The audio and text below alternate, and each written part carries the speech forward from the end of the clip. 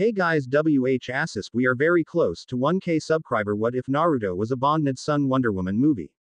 It was present as an almost tangible feeling here, thick and completely suffusing the evening air, to the point of sending every single one of Naruto's empathic senses haywire. Something was coming, something well and truly evil, and for the first time since he had killed Kaguya in one-on-one combat, Naruto felt truly afraid.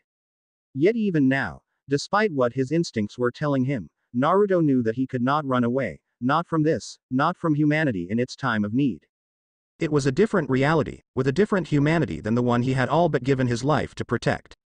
Yet some things would always remain the same. Naruto Uzumaki had always been someone who would lend a hand to anyone who looked like they simply needed a little help. He wasn't one to go out of his way to save people just because he had powers. He was too new to this world to ever contemplate that. However, he was still willing to help anyone he came across that needed it, and would not ignore any injustices that caught his attention. He bore no illusions about being some grand defender of the innocent, champion of justice or guardian of truth. No, he was a very down-to-earth person and simply aided others out of the kindness of his heart because they genuinely needed it, nothing more. There was no need for a grand design or some great drive to motivate him to help people. He just did so cause he was a kind person, and, right now Naruto felt in his very bones that the earth really needed his help. Naruto had barely been on this culturally diverse world 3 weeks, and spent most of that time discovering everything he needed to learn to blend in. Thankfully, he had assistance in the form of a few thousand clones scattered across the globe and a witch capable of peering into the future.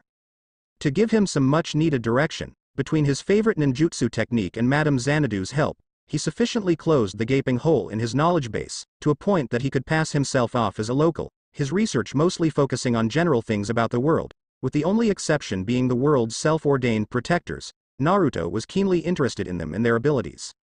Vigilantes in colorful costumes were popping up everywhere in America. And cause of that the rest of the world was paying close attention to the US. Batman, Superman, Flash, Wonder Woman, Green Lantern and Aquaman were all heavily featured in US newspaper articles as the most famous of these vigilantes. It was mostly due to the authorities wanting to either rein them and their activities in or bring them to justice for some various reason. However, as far as Naruto could tell, these vigilantes were doing a better job at ridding their cities of crime than the authorities themselves. He recognized these selfless individuals for what they were, heroes trying to do whatever they could to help their cities regardless of anyone's opinions. However, even Naruto had to admit that they were a flashy bunch in their eye-catching costumes. In the end, while he wouldn't be caught dead wearing tights or spandex, Naruto respected them for what they were doing to protect the innocent. It was very noble and their approach to it was fascinating.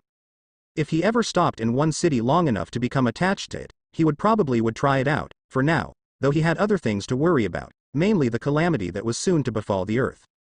From his perspective, almost no time had passed since the end of the war. He had been 17 and a half back then, and fighting Kaguya all alone due to Sasuke being injured earlier. It was easily the toughest battle of his life, lasting several weeks of non-stop fighting. In the end he emerged from it victorious, with Kaguya on the ground, mortally wounded from their fierce battle. Truthfully, Naruto had merely survived the fight to the death with the goddess. Kaguya had beaten him to within an inch of his life and broke nearly every bone in his body over the course of the battle. It was only Kurama using all of its remaining chakra to heal him and Naruto's skill in senjutsu that allowed him to outlast her after Sasuke somehow cut Kaguya off from accessing more chakra through her prisoners stuck in the infinite Tsukuyomi. By the end Naruto had been little more than a giant human-shaped bruise, extremely low on chakra and merely the victor cause. Unlike Kaguya, he wasn't quite dying from his injuries. Unfortunately, even in defeat the legendary rabbit goddess was a sore loser and had one last trick up her sleeve for him before she died. Naruto remembered as she lay at his feet dying, how she laughed a bitter remorseful laugh before saying, "If I won't ever see my garden again, then neither will you. Perish, Naruto Uzumaki."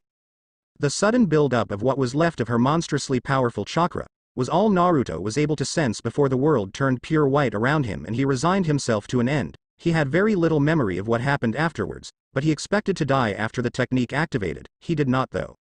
Instead of death, Naruto ended up flung somewhere else, somewhere beyond both the elemental nations and Earth, somewhere extremely dangerous. His memories of that in-between place were faded, but he still remembered how it felt, and that someone had found him there and began talking to him. What was said was beyond him, but he came out of that in-between place, forever changed because of it. It was from there that he was sent to the planet Earth. 3 weeks ago Naruto woke up in a random alley in Gotham City, physically 5 years older than he last remembered. His body was now that of someone in their early 20s, Despite having no memories of ever aging, he also now stood at 63 feet as opposed to the 55 feet he once was, and at 174 pounds, weighed an additional 62 pounds than he remembered. Every fiber of every muscle in his body was perfectly toned from a lifetime of combat and training. He lacked the bulkiness of Superman or even Batman and was closer in form to the Flash due to his preference of speed over power, though slightly bigger than the speedster. Even his hair that had always been a perfect spiky golden blonde, now had a large splotch of white just above his forehead bangs, a remnant from his Otsutsuki heritage. His increased height and weight had necessitated new clothes. 'Cause his old ones were shredded. Lucky for him, Madame Xanadu foresaw his arrival on Earth, and was waiting with a cab and a fresh change of clothes at the mouth of the alley he appeared in. She had foreseen not only his arrival with her precognition, but all the good he would do for the world, and she decided to help provide him with clothing, food, shelter and information while he got his feet under him. Naruto owed the immortal witch a great debt of gratitude for everything she had been doing for him over the weeks, a debt he was determined to repay someday. Naruto currently wore black military cargo pants, with combat boots and a black t-shirt with an orange flame pattern adorning its edges. All in all, he looked pretty normal aside from his 3 whisker-like birthmarks on each cheek, which people passed off as some kind of genetic anomaly when they noticed them. However, Naruto was anything but normal now. Even beyond what was normally considered his peak ability. Naruto's pure strength, speed, durability and regenerative powers had all steeply increased since awakening on Earth. Every single one of his senses had also been heightened to new levels, so much so that even in his base form he felt like he was constantly in sage mode.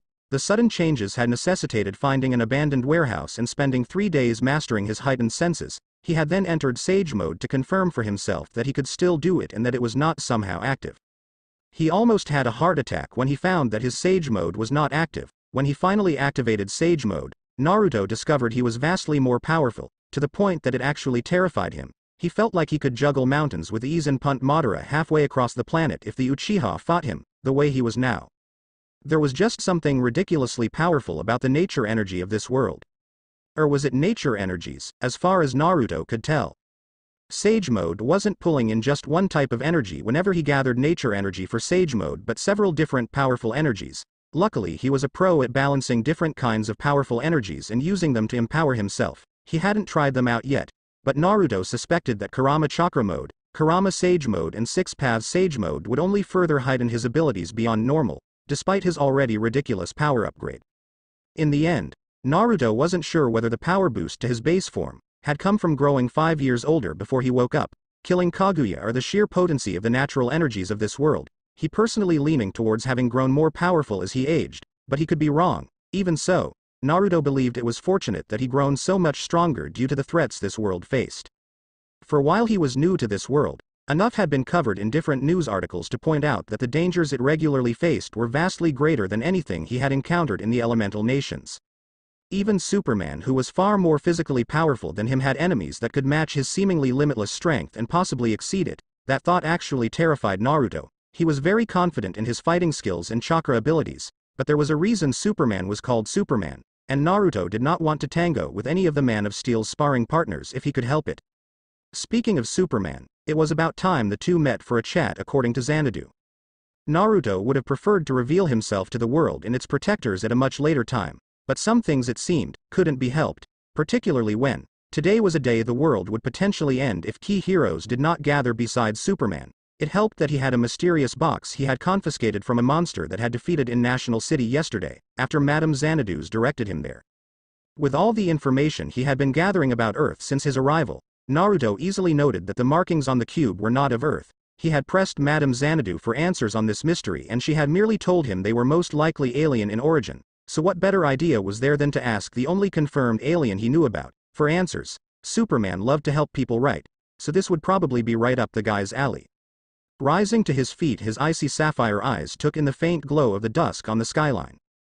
And then he turned west as he began to ascend it into the air. It had been a pain in the ass to get the third Tsuchikage Onoki to teach him the secret to flight, mostly because Naruto was the son of Iwa's greatest enemy, but everyone had had to make great sacrifices in the war for the sake of peace. Turning towards the direction he knew Metropolis was located in, Naruto shot off at well past Mach 6, creating a loud sonic boom in his wake. VVV, ah man, and we were just getting to the good part.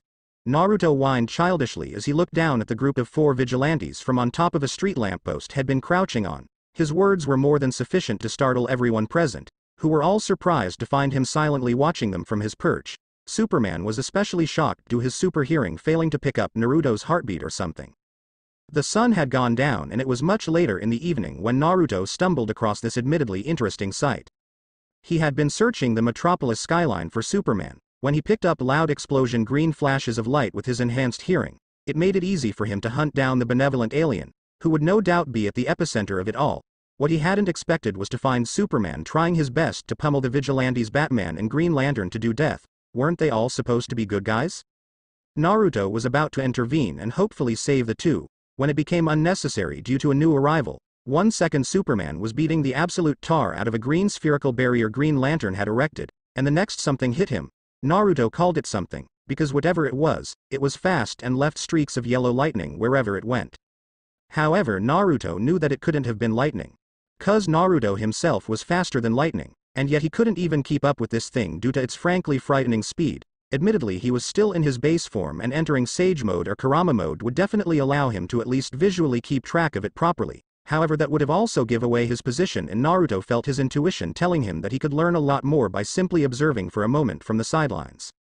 It was only after the thing finally stopped that Naruto realized it was in fact a man in a red outfit, and not just any man, but the Central City vigilante, the Flash. For a few milliseconds he ran circles around Superman, who tried to physically catch the Flash with his own impressive speed, but the Flash was simply far too fast. That said, the lightning-encased speedster was also too overconfident in his speed and got too close to Superman, who surprised him by flicking him on the forehead and sending the speedster flying 30 meters away, into a car. Noting the casual and unnecessary destruction of property, Naruto felt he understood why vigilantes were really unpopular with the U.S. government. Finally, Batman decided that enough was enough, and courageously stepped between Superman and others. With a single sentence he stopped Superman from punting them all halfway across Metropolis. That was no surprise to Naruto. He knew the power of a few honest words and the affect they could have on people. Honest words had changed Haku, Zabuza, Gaara, Obito, and had liked to think Sasuke too, but that might have just been the war. They had all been changed by his words, from evil people into good, and they were simply the most extreme examples. How many more people had come to believe in him simply due to a few words? What was a surprise, however, was the familiar alien box that Batman carried under his arm. Naruto speculated that Batman must have come here to see Superman for similar reasons as himself, due to the box's unearthly nature, and with that knowledge Naruto decided to reveal himself to them. "Who are you supposed to be?"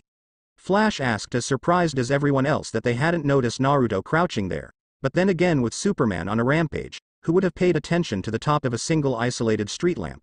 It's not like it was a normal place for people to crouch. Waving the alien box for all of them to see, Naruto responded, "Just another guy who was curious about these alien-looking boxes and the creatures carrying them." Tossing his own box down at Flash, who caught he continued, "I thought I might ask Big Blue and Red over there if he knew what they were.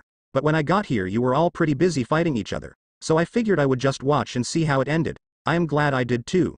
You heroes all have pretty interesting abilities." "You're not a hero?" Superman asked, picking up on his choice of words. "If by hero you mean a vigilante running around a city in tights, trying to make it better, then no, I am not that," Naruto replied somewhat sarcastically. But his tone was lighthearted. Sure, he respected them and what they did.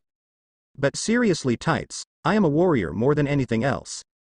But one who's never been able to turn his back on humanity when it needed help, kind of like it does now. Anyways, now that you are no longer fighting and Superman clearly knows nothing about these boxes, as do the rest of you, I think I will tag along with you guys, at least until you find something. From what little I observed, Batman seems pretty smart and skilled at figuring things out.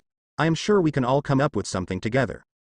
"Wow there, kid. This job is dangerous and we can't just have a rookie running around. You don't even have a suit or mask to hide your identity. We can't just let another civilian Green Lantern," began, only to be cut off as hand placed itself on his shoulder. Startled, Green Lantern spun around to find a second Naruto standing right next to him, who asked, "You're Green Lantern, right? The same guy the Air Force is after, right?" Shrugging the hand of his shoulder as he stepped back from Naruto to give himself some, he replied, "Ah yeah. And how the hell are there two of you? Are you twins or something?" "That one is my clone, a temporary copy of myself for you to attack in the event you turned out to be hostile after I revealed myself." "I believe that's unnecessary now," Naruto said, as the clone on the lamppost disappeared in cloud of smoke, leaving only the one near Green Lantern. Also, I am not a civilian. I am a ninja, and trust me when I say we are not like your pop culture likes to depict. I have all kinds abilities that you couldn't even dream up on your best day, so quit it with the rookie shit. I've been saving lives since I was 12. With that, Naruto smirked as he held up Green Lantern's power ring to show off to the space cop, whose Green Lantern uniform was beginning to disappear. Looking to his finger where he realized that indeed his power ring was missing, Green Lantern glared at Naruto, who was toying with the ring, and yelled, "When did he?" In unison, Batman and Naruto replied, "You weren't concentrating." "That's mine."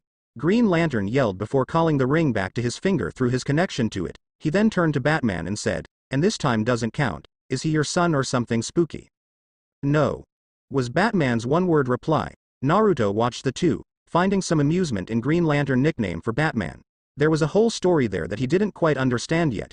Turning to Superman, Naruto said, "Now that we've established I can take care of myself, can we get going before those helicopters show up?" "You have super hearing too?" Superman asked, surprised at the revelation from the young man who had joined their ranks. Naruto nodded in response, to which Superman then explained, "That would be the army, which means Lex Luthor isn't far behind." "Not a fan of Lex Luthor, I take it?" Batman asked, his own disdain for the billionaire audible in his tone despite the fact that his mask and dark body armor kept his face and body language mostly hidden. "No," Superman replied before turning to Naruto and asking, "So what do we call you?" "My name is Naruto Uzumaki, a remnant of the Uzumaki clan of shinobis. You can all call me Sage though, for now at least." "Or Naruto, I'll be honest. I don't particularly care about hiding my identity, and I have ways to disguise my appearance if it ever became a problem," the shinobi explained. "Sage it is then. Seeing as you are already here, you are welcome to tag along," Batman said, welcoming him to the group, no doubt to keep a closer eye on him and get whatever information he could out of him. Naruto almost felt like he was back home and was beginning to like the darkly clad vigilante for it.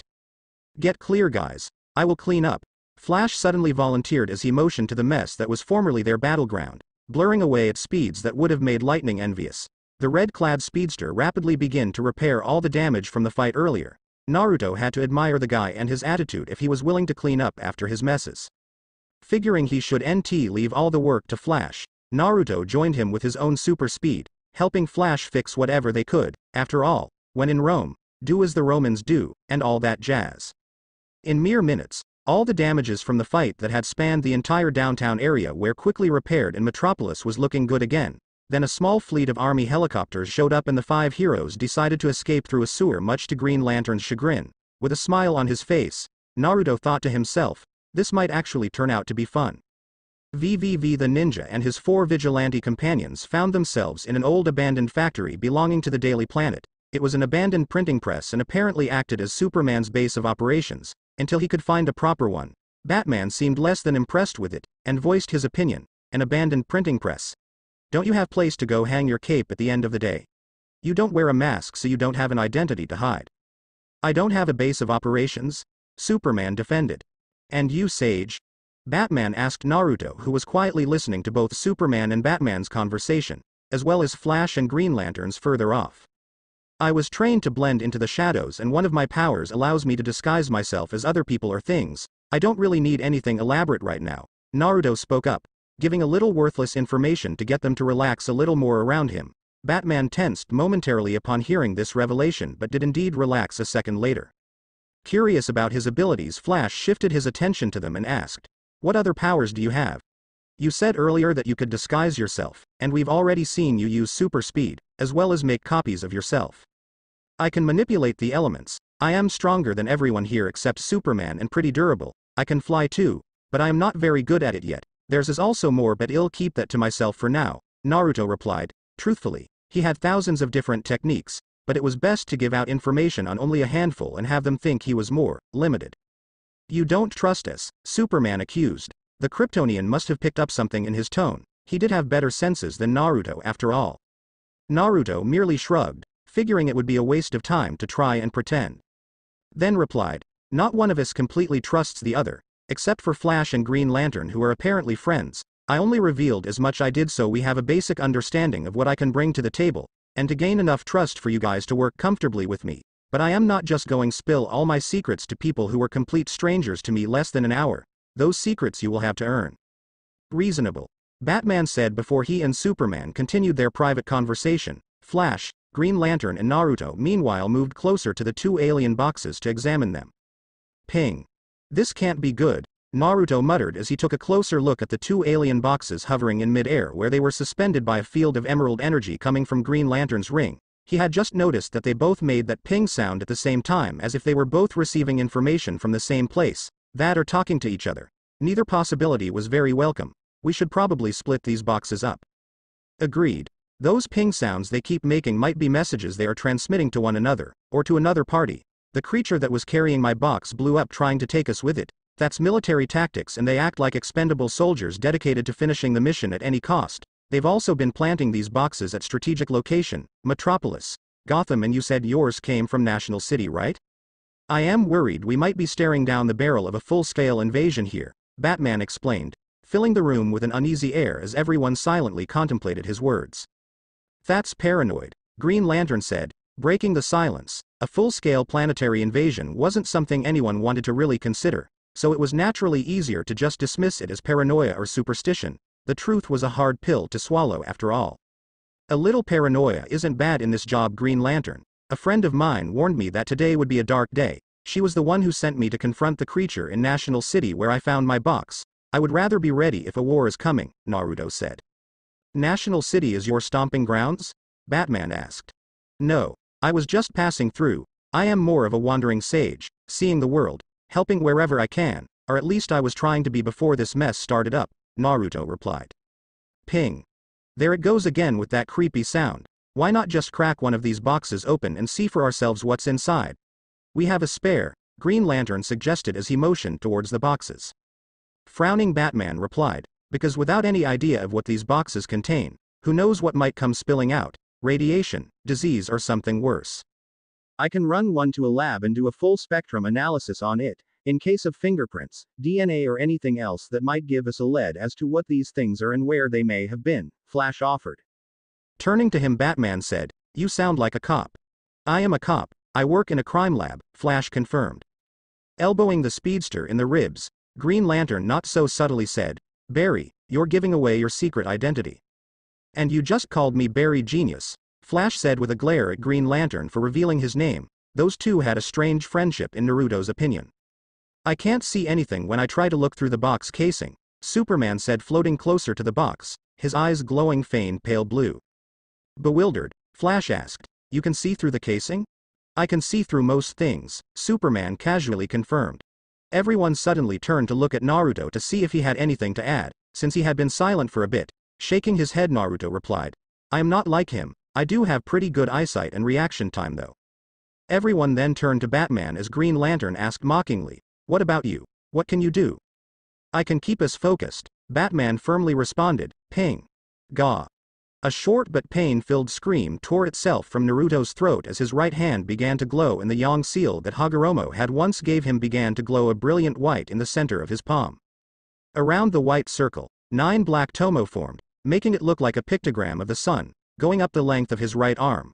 Red flame-like tribal markings appeared and finally connected to a diamond-shaped mark surrounding by 2 wing patterns, right between his shoulder blades. It was a mark he had received on the day he killed Kaguya. Sage, the hell's going on with you? Your arm is glowing like a damn flashlight, Batman barked at him, as the pain began to recede. It had felt like he was being branded, like his skin had been flayed raw and every nerve ending exposed before being dipped acid, but he had also learned something while the process was going on. My apologies, Batman. My powers seem to be reacting negatively to the boxes. It's like they are trying to protect me from those boxes, Naruto explained after taking deep breaths. What had just happened was something new and strange, and it worried him immensely, especially since both the yang seal and the marking he had received from killing Kaguya had activated simultaneously. Why had they activated? Was it because whatever was coming was nearly here?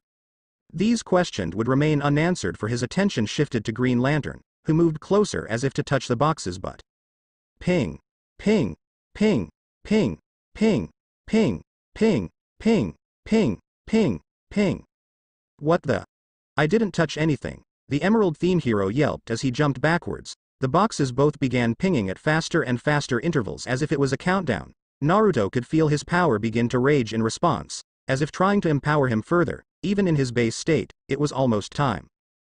They activated themselves. Superman yelled as the volume and frequency of the pings increased.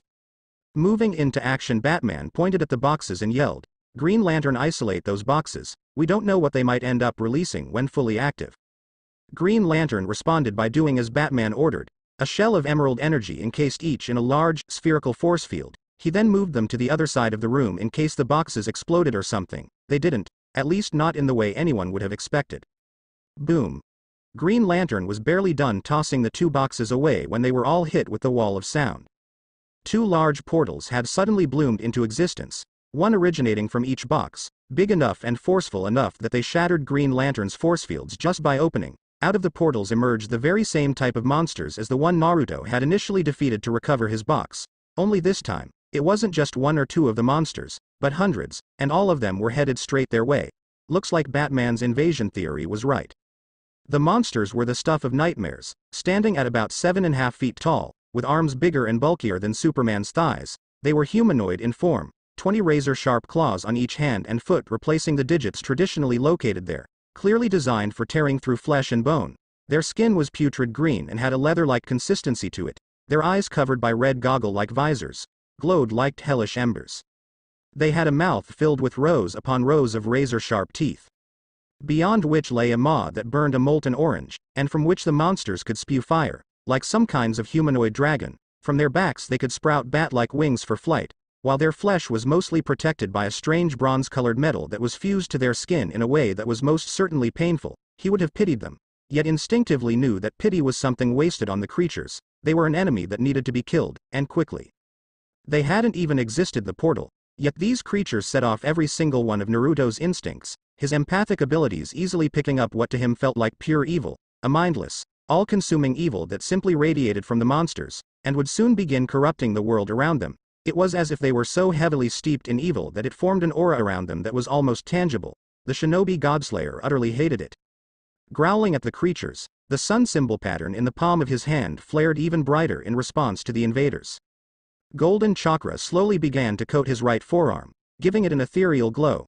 Meanwhile, Naruto's eyes shifted from sapphire blue crystals to a flame-like yellow-orange, his pupils shifting into toad-like horizontal bars. It was a visual indicator that he had entered Sage Mode, and an unspoken promise of the world of hurt the invading fiends were about to find themselves in. Just as the first monster crossed the event horizon of the portal with a horrendous cry of, "For Darkseid," Naruto moved. He moved so fast that the concrete beneath his feet shattered in series of spiderweb cracks spanning over 10 meters. The air in front of him formed a cone around him and blossomed outwards in a shockwave, displaced by his mere passing. Behind him, air rushed back into the vacuum he had created, bringing with it a thunderous sonic boom that shattered every window in the abandoned building, and then he was in front of the enemy. The demonic-looking creature did not have time to react before his fist connected with its solar plexus. It didn't even have time to realize it was dead before it flew backwards in a shockwave of energy, its whole body incinerating from the sheer force of the punch. The incinerated creature and blast of superheated air carrying its remains slammed straight into its invading companions behind where it previously stood and bowled over the rest of the creatures, and throwing them right back into the portal. One of the demons that had managed to dodge around Naruto's attack tried to fly past him, however his hand reached out and grabbed it by the face before slamming it into the ground so forcefully, it created a small earth tremor, with a mighty stop on its chest to keep it from moving. Naruto glared at the invaders and flared his killing intent at them. For a moment the invasion, at least the part coming through these two portals, ground to a complete and utter halt, as everyone stared at Naruto in shock, heroes and demons alike.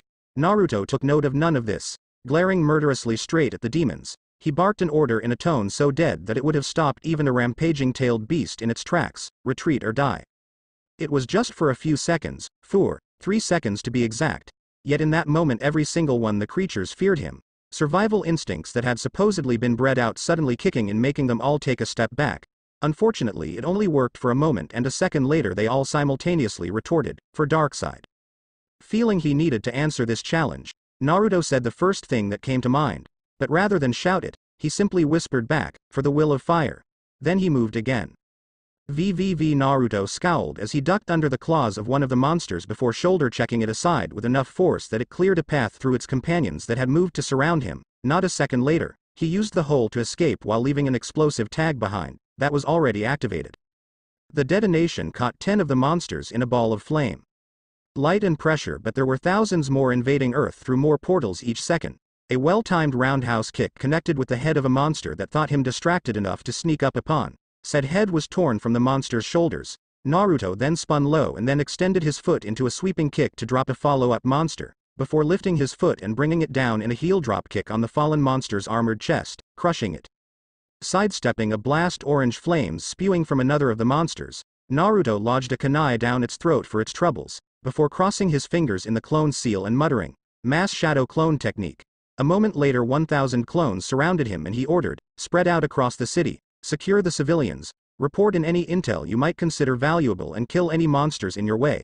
When you're done, await further instructions." "Yes, sir." 1,000 voices replied in unison, before dispersing in 1,000 different directions fast enough to create a buffeting wind. With his clones on the counterattack, the original Naruto and his vigilante comrades had a bit of breathing room. They had been on the brink of being overrun by the sheer number of monsters invading Metropolis, especially after they all started converging on the group's location due to the fierce resistance the vigilantes were putting up. Thankfully, that all changed the moment Naruto created his clones. 1,000 copies of Naruto with similar strength, speed and skill, all very well coordinated and tearing into the monsters while saving civilians. In the blink of an eye, the whole battlefield situation seemed to reverse itself as pairs of Naruto clones rapidly tag-teamed the incoordinated monsters and ripped them to shreds, sometimes quite literally, as one clone would grab one limb and while the second would grab another, and then they would simply pull in different directions. His clones knew not use any chakra-intensive techniques like Rasengan, so that they would last longer. In fact, they were determined to conserve as much of their chakra as possible. This was a war, not a skirmish. It likely wouldn't end in a day, barring some kind of miracle, so he needed to use his power as efficiently as possible. Drop-kicking one of the monsters then had tried to attack Batman from his blind spot. He asked, "Now, what? These things are just gonna keep coming, and this clearly isn't an isolated incident." A bolt of yellow lightning blurred past as Flash literally slapped half a dozen of the monsters nearby. The sheer speed and impact behind it actually cooking the monsters in their armor. He came a stop near Batman and Sage, where he said, "Sage is right, guys. I am getting radio broadcasts through my earpiece. This invasion is happening all around the world. People are blaming us for it." A massive green fly swatter smacked dozens of the monsters out of the sky after they took to the air or squashed them on the ground if they didn't. Green Lantern, who while exhausted looked like he was having fun, said, "What else is new, Flash?" Lantern, concentrate. Your mind is scattered, your constructs are fading, you need calm down, Batman yelled, noting that whenever Green Lantern stopped focusing on his constructs, they began disappearing. A very bad thing when his force fields were also being used to create a safe haven for civilians caught in the crossfire. "I am calm. I am always calm," Green Lantern argued, shaking his head as he threw Batarang One, the monster with wings extended, swooping down to pick a child. It exploded horrifically. "That's not what it looks like," he disputed. Green Lantern merely snorted as he replied, "You should worry about yourself. You are the one without powers." "Wait. Batman doesn't have powers?" Flash asked, feeling rather alarmed by this revelation. Seeing as this could undermine their quickly developing teamwork, Naruto jumped in saying, "No, but he has better training than all of you. He's also a better tactician and leader than the rest of us." "I didn't pick him to be in charge," Green Lantern refused. "No one did, yet he is the only one who's really stepped up for the role." Naruto pointed out, he personally could have taken up the role, but from what little he had observed both today and over the past few weeks, Batman was a far better strategist and leader. In a way, the bat-themed hero reminded Naruto of Shikamaru Nara and Shikaku Nara when it came to strategy, data analysis and formulating brilliant plans. A scary thought, considering he just an ordinary human that trained themselves till they were pushing the limits. "That's not entirely true. You have leadership qualities of your own," Batman pointed out. Naruto did not deny, instead replying, "That's true, but they are inferior to yours. All your copies seem to obey you just fine, Sage," Green Lantern said, more cause he wanted anyone but Batman to be the team leader, with greater preferences for himself to take the role. "Of course they would, they are all me. Besides, micromanaging them across the country and possibly the world will take a hell of a lot less effort than truly leading a team of strangers who barely know anything about each other. Yet Batman has already started analyzing our strengths and weakness as well as the most effective ways to deploy us against the enemy and win. Make no mistake, people. This world is at war and this team needs someone to lead us through it. I vote Batman. At least until someone more suitable shows up. That is, if such a person even exists." Superman, who had flown closer to join the conversation thanks to the reduction of monsters in the area. courtesy of Naruto's clones, said, Sage has a point, and he's the guy who's given us enough breathing room to actually talk and come up with a plan. Of us all, I feel Batman has come up with the most plans to deal with the problem and shown a greater understanding of the world and the enemy's way of thinking than the rest of us, not to mention that he did all this while we were fighting, so ill seconds Sage's vote. Batman is pretty smart, but for the record, I can outthink all of you combined if I wanted to. My mind works thousands of times faster than yours, but it's geared towards science, not military strategy and leadership. Batman has my vote, Flash chipped in. Seeing that the rest of us had voted on a leader, Green Lantern huffed as he threw his hands in the air, before turning to Batman and saying, I am not gonna say it's spooky, but I am clearly outvoted here, so for now if you lead I'll follow. Batman nodded, a small smile on his lips before it shifted back to a more serious look as he said, in that case, we need to shut down the portals here in Metropolis first. I don't know about shutting them down, but I can create barriers around the portals that will trap anything that exits them, Naruto offered. Can your clones create these barriers too? Batman inquired. Nodding his head, Naruto replied, yes, they can do just about anything I can do. Good. Flash, you will scout out the city and find any portals. Naruto, have your clones begin sealing of the portals. Lantern, I want you in the air, you are shiny, so I need you to keep those monsters' attention focused on you. That will keep them away from civilians. Use hit and run tactics, make them chase you. Batman rattled off a bunch of orders. I will give you a couple of clones to help, Naruto offered to Green Lantern, who nodded at him in gratefulness. And what about me? Superman asked, curious about his role in this sudden turn of events. Civilians, you are their last line of defense, two of the orders Sage gave to his clones. We're securing civilians and gathering valuable intel. Once Flash is done with locating portals, he will need to find a spot further inland but within the city limits that can hold millions of people. Flash and some clones of Sage will then evacuating whoever they can find to there. You will guard them. You can also use your super hearing and your ability to see through walls to spot anyone in need of help. Then direct Flash or Sage there, Batman explained, Superman nodding, surprisingly content with his role. What about you, Batman? Naruto chose to ask. So far he was dishing out orders and roles for the rest of the team but had yet to say anything about what he was going to do.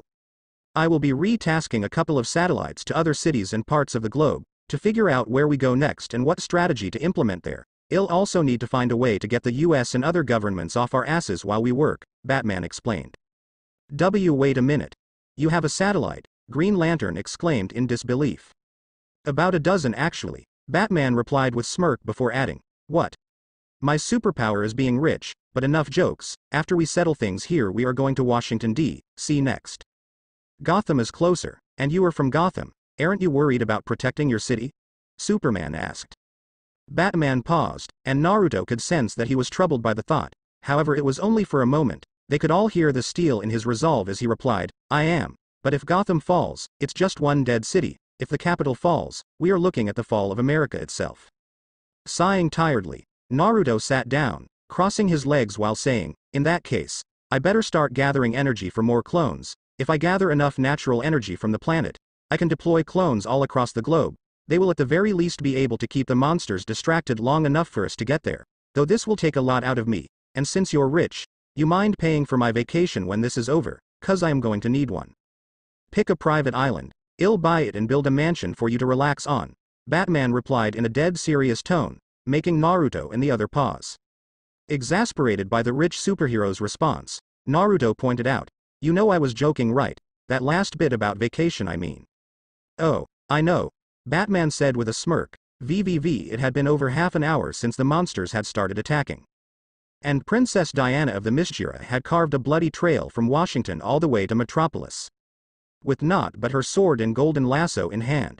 Hundreds had already been saved by her on this trek, and the monsters, instinctively understanding the threat she was, prioritized her over the civilians. In fact, the more she fought, the more were drawn towards her, so she felt comfortable leaving the civilians behind. It helped that Colonel Steve Trevor, the first male she had ever laid eyes on, was helping direct the local military defenses against the monsters, so it wasn't like these people didn't have any defenders whatsoever.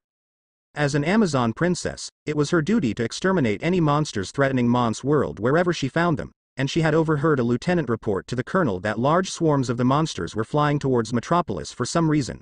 With that knowledge, Diana had located the nearest map and made a beeline, straight for the so-called City of Tomorrow, killing thousands of monsters along the way. When she finally arrived on the outskirts of Metropolis, Diana witnessed what had to be the most bizarre battle of her entire 1500 years of life. It was chaos everywhere as two armies clashed in bloody battle. On one side fought the invading monsters, too numerous to properly count their numbers in the heat of battle, but easily well over 10,000. Some filled the air like a swarm of giant locusts, while others attacked from the ground. From their mouths spewed orange flames, hot enough to turn the ground molten and set the surrounding forests and buildings ablaze. Yet for all their numbers the monsters were completely unable to set even 1 foot into the city limits due to the opposing army. If the invading army was an endless swarm, this new rival army was ruthless efficiency given form. The opposing army was comprised of blonde-haired warriors in dark clothing, wielding strange triangular knives and some of the most impressive hand-to-hand combat skills she had ever seen. Their hand-to-hand was better than anything she had been taught on the Mishira, and his blade work with those knives was equally impressive. It was clear to see even from a great distance that every single one of them had been wielding those knives for a lifetime. Diana had the sudden urge to cross blades with these strange warriors and test their skills for herself. However, such thoughts were forgotten as she took a closer look at the warriors. They were all similar, far too similar for it to be natural. It was as if she was staring at copies of the same person, and the more she looked, the more it became apparent that all of them really were the same, a singular being, she eventually concluded. Yet she was impressed by how all the copies were acting independently of each other. Their unnatural nature was further proven when one of the copies was overwhelmed and took an unlucky blow to the gut, getting its intestines shredded, instead of bleeding out on floor with horrific screams coming from his mouth, like such an injury demanded. There was a burst of smoke as the copy simply vanished out of existence. Magic, extremely powerful magic, she concluded. Meanwhile, all the other copies of the warrior flinched and rubbed their stomachs as if feeling the pain of their counterpart's demise. Their retribution for the death of the fallen copy was equally swift and painful for the enemy. In the blink of an eye, several monsters had their limbs, torsos and heads sliced off or apart and bled out. She was even able to catch one of the blonde warrior copies split one of the monsters from chin to crotch with a sword made of wind. It was an application of magic she had never heard of. Wind didn't just cut things, it pushed, it buffeted, it carried, it did not slice like Amazonian steel.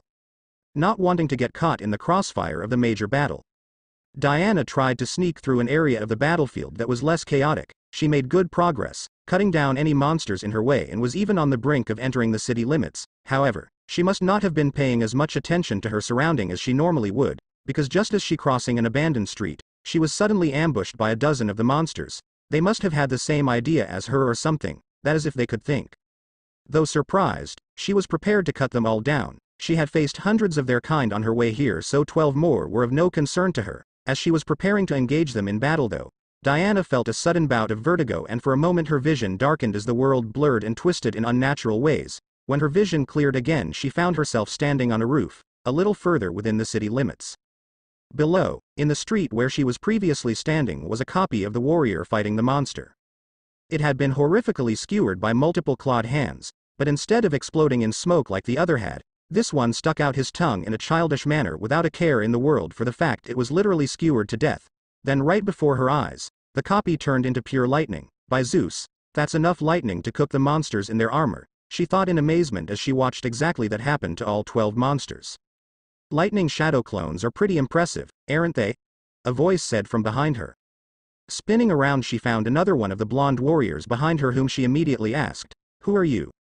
She was relatively sure that he had no intention to harm, especially after he had gone out of his way to save her, though it wasn't actually necessary. The blonde warrior merely gave her friendly smile and replied, "My name is Naruto Uzumaki, but I go by the codename Sage for now. I take it you are that lady from Washington, the one everyone is calling Wonderwoman?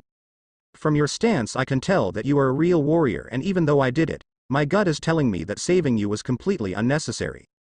I am Diana, princess of the Mishira, and yes, I am a warrior, an Amazon warrior. I take it you are the original." She then gestured to the army of other blondes still fighting off the invading monsters. "I've seen a number of your copies explode in smoke or lightning when they die," she announced to his amusement. Shaking his head, the now named Naruto replied, "Unfortunately.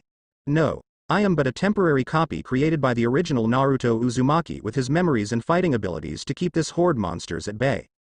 The real Sage is with the other heroes and warriors further in the city. He is gathering energy to fuel our existence, coordinating the different armies of clones all across the city. Our job is to keep the enemy at bay, while he and the others like us come up with a plan to deal with the invasion and evacuate the civilians. I would request you meet up with them. They have a plan in place, and sooner rather than later we will need your skills as a warrior to win this war. This war is a global event and we fear that the worst is yet to come. Nodding upon hearing this and marveling at the fact that all the Narutos she could see were a single person fighting all across the city, she then replied, "Then I will be on my way, Sage, it was a pleasure to meet you." "Likewise, my friend," Naruto replied with a charming smile before leaping into the midst of the fray. With a smile, Wonder Woman turned towards the heart of the city and began to sprint as fast as she could towards this assemblage of warriors and heroes. If things were only going to get worse from here on out, then she needed to be at heart of the matter, where she could best thrust her blade into the problem.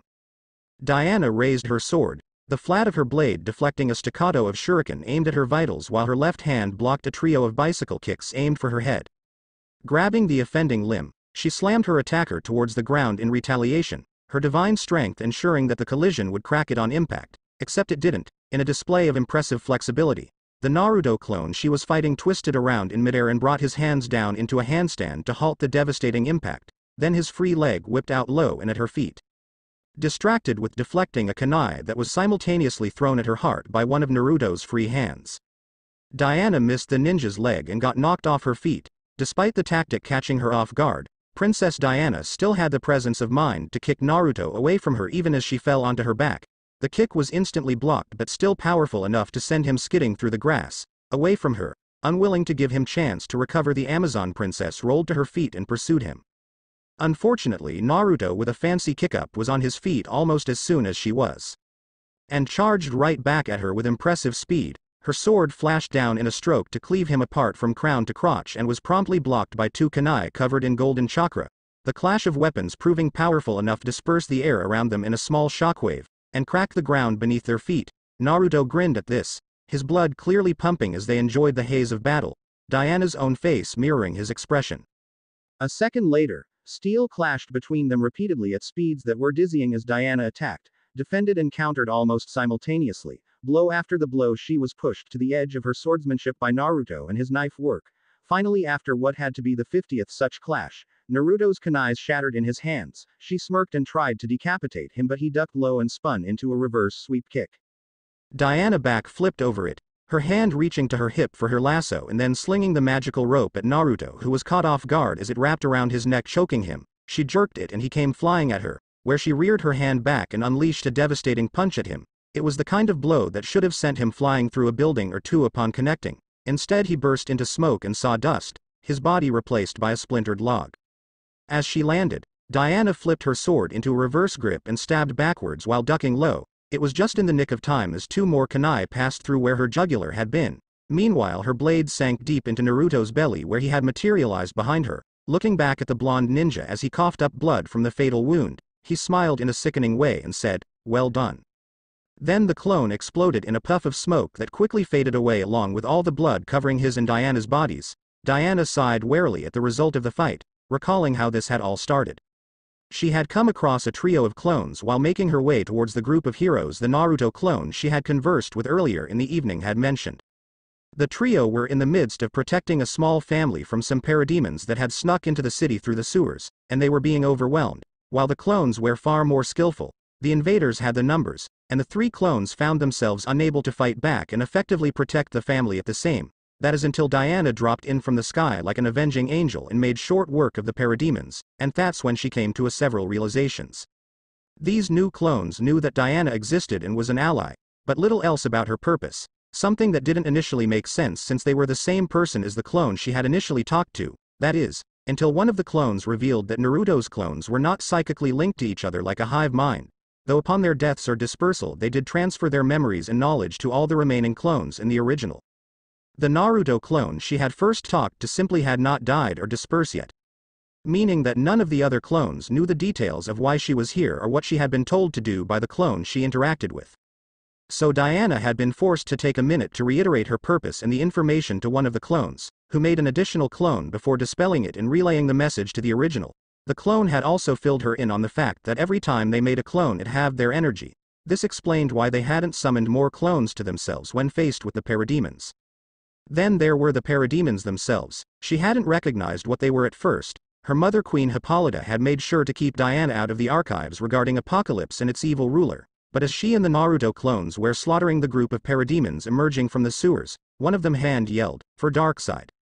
Those two words had clarified everything for her. Apocalypse and the new gods were not a topic that Diana was very familiar with, her education focusing on the gods of Earth, particularly her patrons the Olympians, but she was familiar enough with the name Darkseid to know who he was. Every Amazon knew that name. They had standing orders to kill him if possible. Queen Hippolyta had done her best to keep her child ignorant of the dangers of Apocalypse. To preserve Diana's childhood, however, Diana had still managed to hear snippets over the years about past conflicts with the agents of Darkseid. It surprised her to learn that at one time Amazons were being specifically trained to kill him, not that any had succeeded, and now, the world was being invaded by the parademon armies of Apocalypse, beings that she had only previously heard of in stories told by the older Amazons. She also knew that they were an enemy that could not be negotiated with and that Darkseid would desire nothing less than the destruction of this world. Shaking her head to clear them of such thoughts.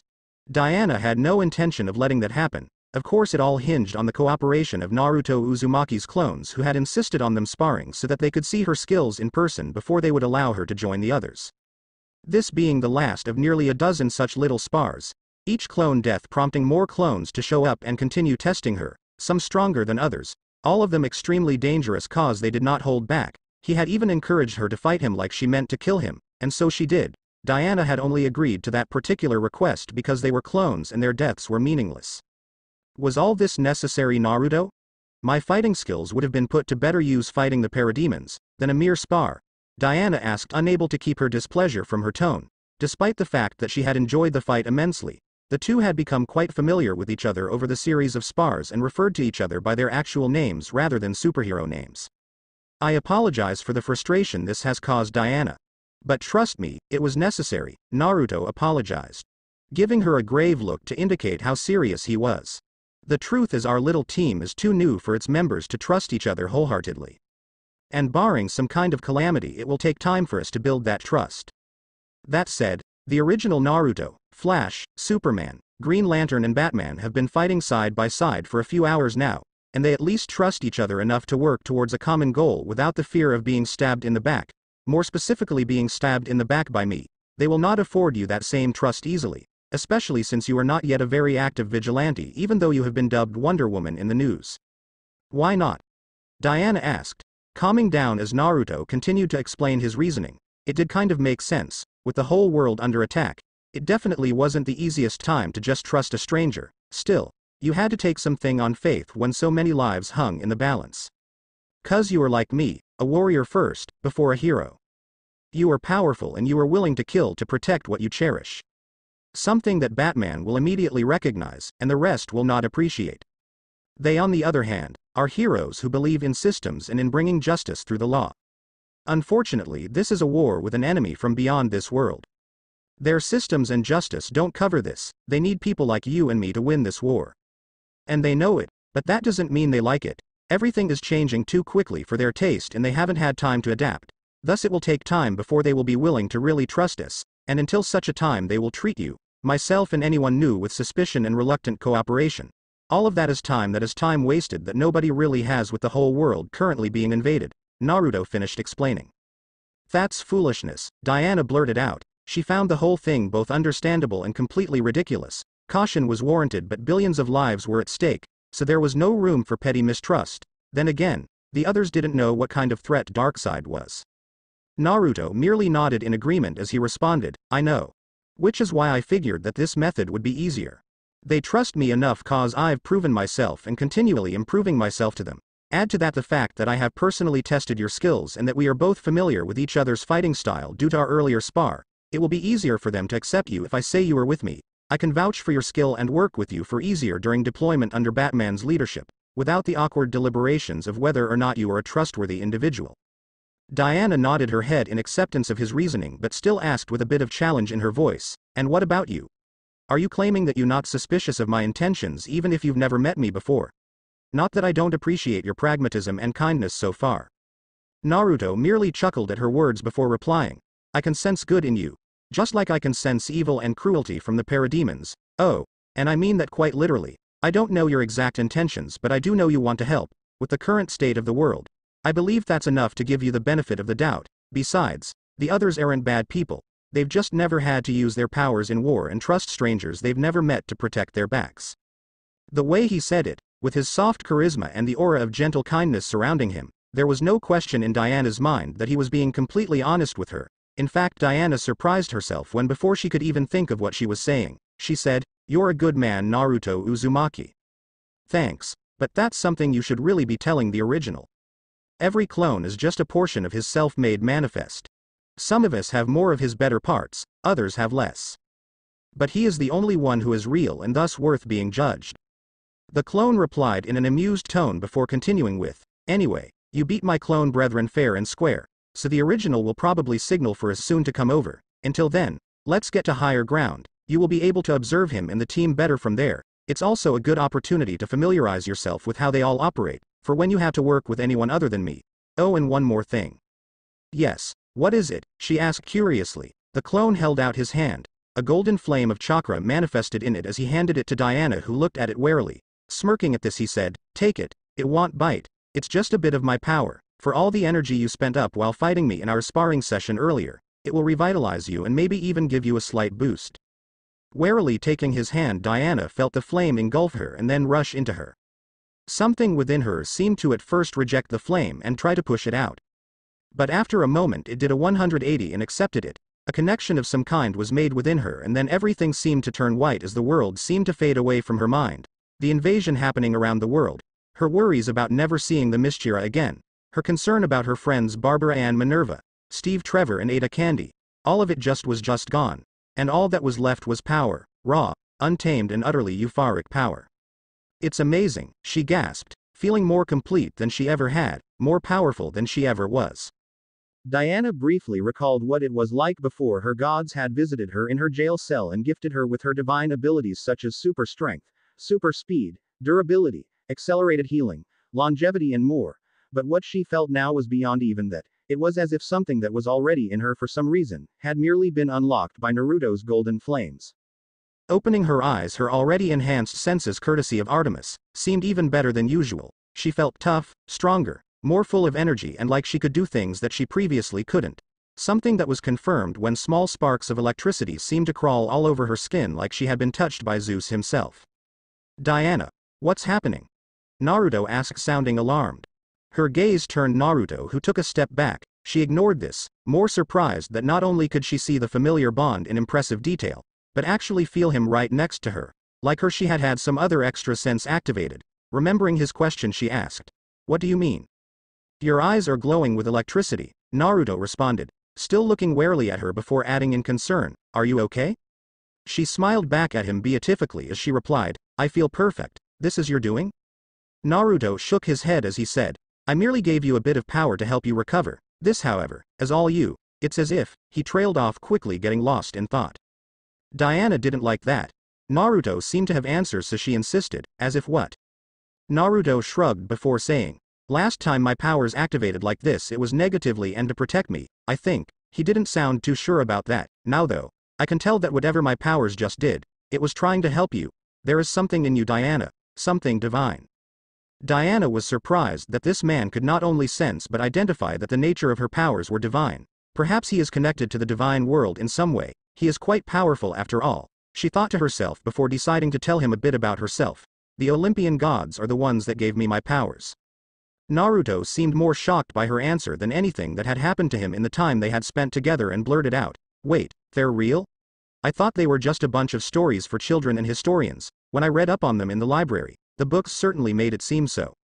Diana smiled at the fact that even this blonde warrior with so many different abilities could be completely caught off guard by something. Before replying, "They've been gone from the world for some time now, but they are very real. They are the source of my power." She didn't elaborate on that.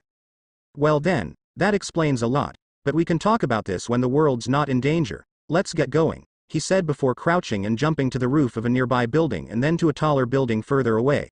Diana mimicked his actions with ease and quickly followed, still marveling at this new power she had unlocked with his help. She would need to figure out how it worked soon. VVV Glenmorgan Square, New Troy, Metropolis. Two pencil-thin beams of solar energy lanced through the air and rapidly severed the limbs and heads of several of the invaders, freeing up some space for Sage, who had been surrounded by hundreds of the monsters, to fight freely. In gratitude, the blonde ninja threw a hail of kunai covered in lightning chakra at a dozen monsters trying to surround Superman in the air and overwhelm him, the ninja weapons cleanly punching through dozens of the invaders, armor and all. As if they weren't even there, Superman grimaced at the lethal attack but said nothing. There was no time for words between the heroes, so Naruto nodded in acknowledgement of the assist, but Superman ignored him and flew to a higher altitude of 400 meters, attracting numerous monsters towards him, leaving Naruto with even more room to maneuver on the ground. Sighing at the dismissal, Naruto focused on his job. The team of heroes had all been assigned their objective by Batman. Naruto and Superman were tasked with being the bait, while the rest of the team were parts of trap Batman had set to deal with an overwhelming force of the invaders that had either broken through Naruto's clone perimeter or snuck into the city via other means. Re-engaging the nearest monsters in combat, Naruto swiftly ducked under a clawed swing that would have sheared through steel before driving his knee into his attacker's chest. It staggered back a step, enough distance for him to jump and unleash a devastating spinning hook kick, ripping its head clean off and sending it flying. The ninja was far from done, however. His feet barely touched the ground before he was tackled to the floor by the next monster. It died a second later as Naruto rolled with the tackle, till he was on top of the monster, and then brought his fist down in devastating punch to its jaw, snapping its neck and pulping most of its face. Rolling to his feet, Naruto threw himself into a butterfly twist to avoid a conflagration from over a dozen monsters that incinerated his last victim. Wiping his hands around, he created a shockwave that instantly put the flames out, before grabbing a monster trying to sneak up and punch him from behind by the arm, and flipped it over his shoulder. The asphalt cracked beneath the creature's weight, but Naruto had more to do.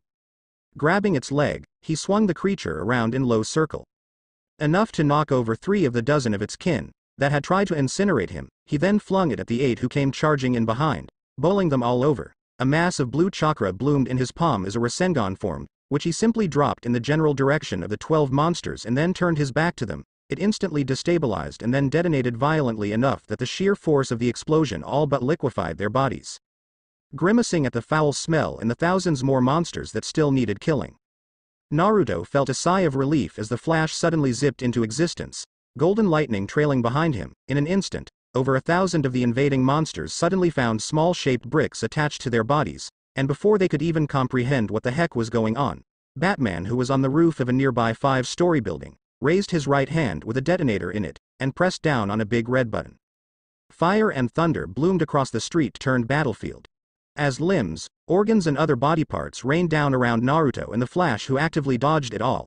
Then, without so much as another word, Batman jumped off the building, spreading his cloak that took the shape of bat wings as he glided back to the command outpost he had created earlier. An advanced computer system lay there that had been delivered by the Flash from Gotham. From it, Batman was monitoring the war all across the world. With his job on the ground complete, Naruto brought his attention to the air. Awaiting the next phase of the plan, Batman had tasked him with keeping the ground forces busy long enough for Flash to put shaped explosive charges on all of the monsters. Flash and a clone of Naruto had raided every army base within 1,000 miles for the explosive clay that was ironically named C4 and reminded Naruto of Deidara. Then they had raided electrical stores for some plastic chips they called receivers or something along those lines. With a little instruction from Batman, the Flash had then mass-produced the small bombs with his super speed. Meanwhile, Naruto had a few clones raiding every single pizza store and fast food joint in town to provide the Flash with a steady intake of calories while he worked. It was a bizarre request in Naruto's opinion, but if it kept the speedster working, then who was he to judge? There was after all much work for Flash to do. From there, it was just a matter of finding large pockets of the monsters that were either still lurking within the city limits due to staying hidden, or had somehow gotten past his clone perimeter, after luring them into an area with the challenge of a good fight. They could then be easily tagged by Flash and taken out en masse with a simple button press. The whole operation was even made simpler by the fact that the invading monsters actively chose to fight the strongest or most dangerous individual, so by a not entirely unanimous decision, Naruto and Superman were chosen to be the bait to lure them in. Then once the small army of invaders was dealt with, they merely had to rinse and repeat. It was a simple but very efficient plan that Batman had come up with and had worked 4 times so far without fail. However, everything that had happened so far once only half the plan. Now it was time for Naruto to move on to phase 2 of the strategy, the part which dealt with the invaders in the sky. Above them, the skyline turned green as Green Lantern descended from the clouds where he had been hiding. Superman had all but gathered every single one of the monsters still flying to himself, as they tried to overpower him with numbers or at least hold him in place. A futile effort. a giant fishbowl bloomed around the Man of Steel and all the monsters fighting him in the air, funneling them all into one area with only one exit, which the monsters were too distracted to use. Sage. Superman, now. Batman ordered over the comm device he had handed Naruto, as the god-slaying ninja moved to complete the objective. Another Rasengan bloomed in his hand, this one golden. Naruto quickly added wind chakra to the destructive technique his father had invented, giving it its trademark shrill bell-like ring as the Rasengan morphed into a Rasenshuriken and then into a big ball Rasenshuriken. It was music to his ears and a death sentence to nearly anything organic that got caught in the technique's path. It was also the technique that had earned him some silent condemnation from both Flash and Superman. None of the other heroes had been prepared for the destructive nature of the technique the first time they saw him use it. However, Superman and Flash in particular had been horrified beyond belief upon seeing the devastating effect of the technique had on another living being. Thanks to their unique abilities, it just so happened that they couldn't really complain due to the lives at stake and the fact that it was also the perfect technique for wiping out large groups of the monsters. That didn't stop them from giving him the cold shoulder and treating him with suspicion. Superman, upon hearing the sound, knew it was time to get out of there, just as he had done the last 4 times they did this. With a medium exertion of his incredible strength, the alien hero scattered the monsters trying to latch onto his body. Then he sped out of the mouth of the fishbowl. Green Lantern's construct instantly morphed into a full sphere with only a small opening, just big enough for Naruto's technique. Seeing this, Naruto flicked his wrist and sent the ultimate wind release technique on its merry way. Right through that opening, which promptly disappeared afterwards. The whole giant construct morphing into a perfect sphere, trapping thousands of the monsters inside for what few seconds they had left to live. Green Lantern had assured Naruto that the force fields he created were all but indestructible. Naruto didn't believe that for a second. However, the last couple of times they had tried this, they had found out that those force fields would hold out against at least this level of destruction, more than enough time to keep the technique contained. The Rasenshuriken tore right through the monsters like tissue paper, till it got right into the center of them, a place where hundreds of them were located. Then it expanded, a torrent of trillions upon trillions of microscopic golden razor-sharp wind blades capable of cutting things at the cellular level, tore through every single one of the monsters present, reducing them to microscopic particles in mere seconds. By the time the technique had run its course, there wasn't even blood left. Green Lantern released the force field seconds after the technique ended, with a sigh of relief and a slightly exhausted hunch in his shoulders before looking at Naruto and saying, "And you said you invented that? Why would you need to create such a monstrously powerful attack?" "I needed to permanently kill an immortal zombies bounty hunter that refused to stay dead and stole living people's still beating hearts." Naruto shrugged, ignoring Green Lantern's incredulous look at his reply, but said no more on the issue. There was no need to give out any more details on the technique, like how he could up its power to basically nuke mountain ranges out of existence if he so wished. No need to alienate himself further from the heroes than he had already done. They wanted him to reveal more of himself, and he had when he explained a few of the lighter details of the Rasenshuriken, as well as naming himself as its inventor, but it left both Superman and Flash almost immediately wary of him when he used it the first time. Batman and Green Lantern now both shared this wariness, but were more practical enough not to let it hinder their teamwork and interactions since they were in the middle of a war. It seemed that explaining that the Rasenshuriken was created to kill an immortal zombie bounty hunter mollified both Green Lantern and Batman, who was listening in from his post, a little, even if technically he hadn't created the Rasenshuriken specifically for Kakuzu but rather to get stronger. The immortal had still been the first target and the Rasenshuriken had been needed for that mission. Before Green Lantern could further question on him on what he had just said, Batman announced over comms, "Sage, Flash, Lantern, Superman, regroup with me. I have an update on the current situation that you need to hear." Naruto sighed as he and the others moved to hear what the leader of their ragtag group had to say. At least they had defeated all the monsters currently in the city, not that doing so would change much if things continued the way they were, thankfully.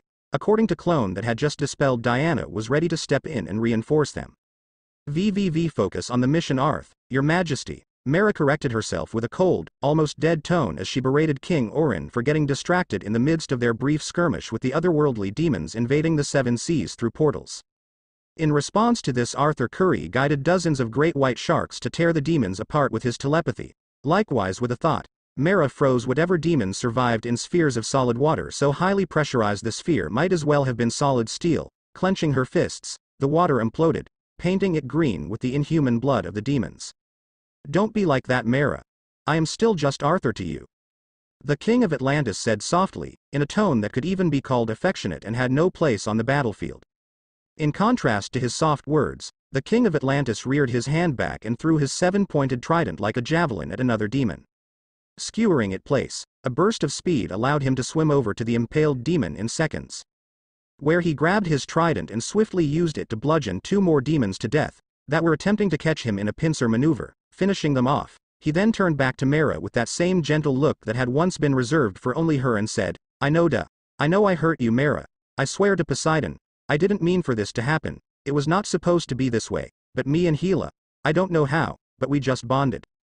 His words were dripping with honest. There was no point in trying to deny anything to Mera anyway. She had been the one to find the two of them together. Mere weeks from the wedding, after meeting him, Mera had fallen head over heels for Arthur and gotten to know him better than anyone else. The two had shared countless treasured moments together in which he had given her that same look, that same smile. She knew all of his expression and could read his emotions like a book. Then less than a week ago, he had left her broken-hearted with his actions. Now the Zebullian princess could never look at that gentle smile again the same way. Things could never go back to how they used to be, between them, not after such a betrayal. Now, his words did not soothe her emotions. Instead they made her see red, and she found herself using an almost godly amount of self-control to simply take out her frustration and anger on the invading demons.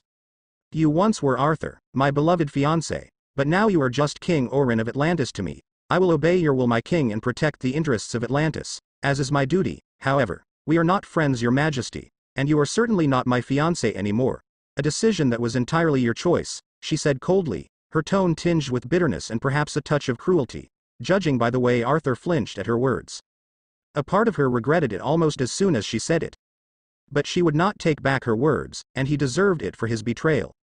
Turning her back to him, and thanking the ocean for hiding away the tears she felt like shedding, Mera added, now, I have invading demons to kill, and vent my anger on, so it would be very nice if you would just drop this matter and get moving to the next point of interest, the place the surface dwellers call Metropolis. You can make your pathetic apologies for sleeping with my sister after we clear the oceans of these foul invaders. With that she sped away, subconsciously using her hydrokinesis to part the water around her and increase her swimming speed. Even so, King Orin quickly caught up to her. He was simply a more powerful swimmer. He looked sad and ashamed of himself, thankfully remaining silent as they continued their journey. Good, he should be ashamed. We were to be husband and wife in a month, and he breaks his vows with my own sister. If not for the damage such a scandal would create for an alliance between Zebul and Atlantis, I would have shamed them both before the open courts of Atlantis. Now the best I can do is get as far away from them as possible, she thought bitterly. As he waited for everyone to join him, Bruce Wayne went over everything he had learned of Naruto Uzumaki, aka Sage. It wasn't a very long list, seeing as had only even become aware of the young man today, but it was alarming. The fact that he was a ninja, that alone made him dangerous and made Bruce Wayne wonder if he had connections to the League of Shadows or some other equally dangerous organization. If so, he would need to investigate them and their motives, as well as create countermeasures against them. He also needed to know if there were other ninjas in this possible organization as powerful or even more so than Naruto. The blonde had proven capable of super hearing, super speed, super strength, incredible durability, flight, the creation of sentient copies of himself with all his abilities and skill sets, the ability to project concentrated balls of rapidly revolving energy that exploded violently, and much more. Sage himself had even admitted that he had many more abilities he was keeping secret cause he didn't trust them enough to reveal those abilities. And then there was this latest idea one of his clones had come up with independently of the original. Quite frankly, the ninja was terrifying to Batman, maybe even more so than Superman. At least with Clark Kent he knew what he was dealing with.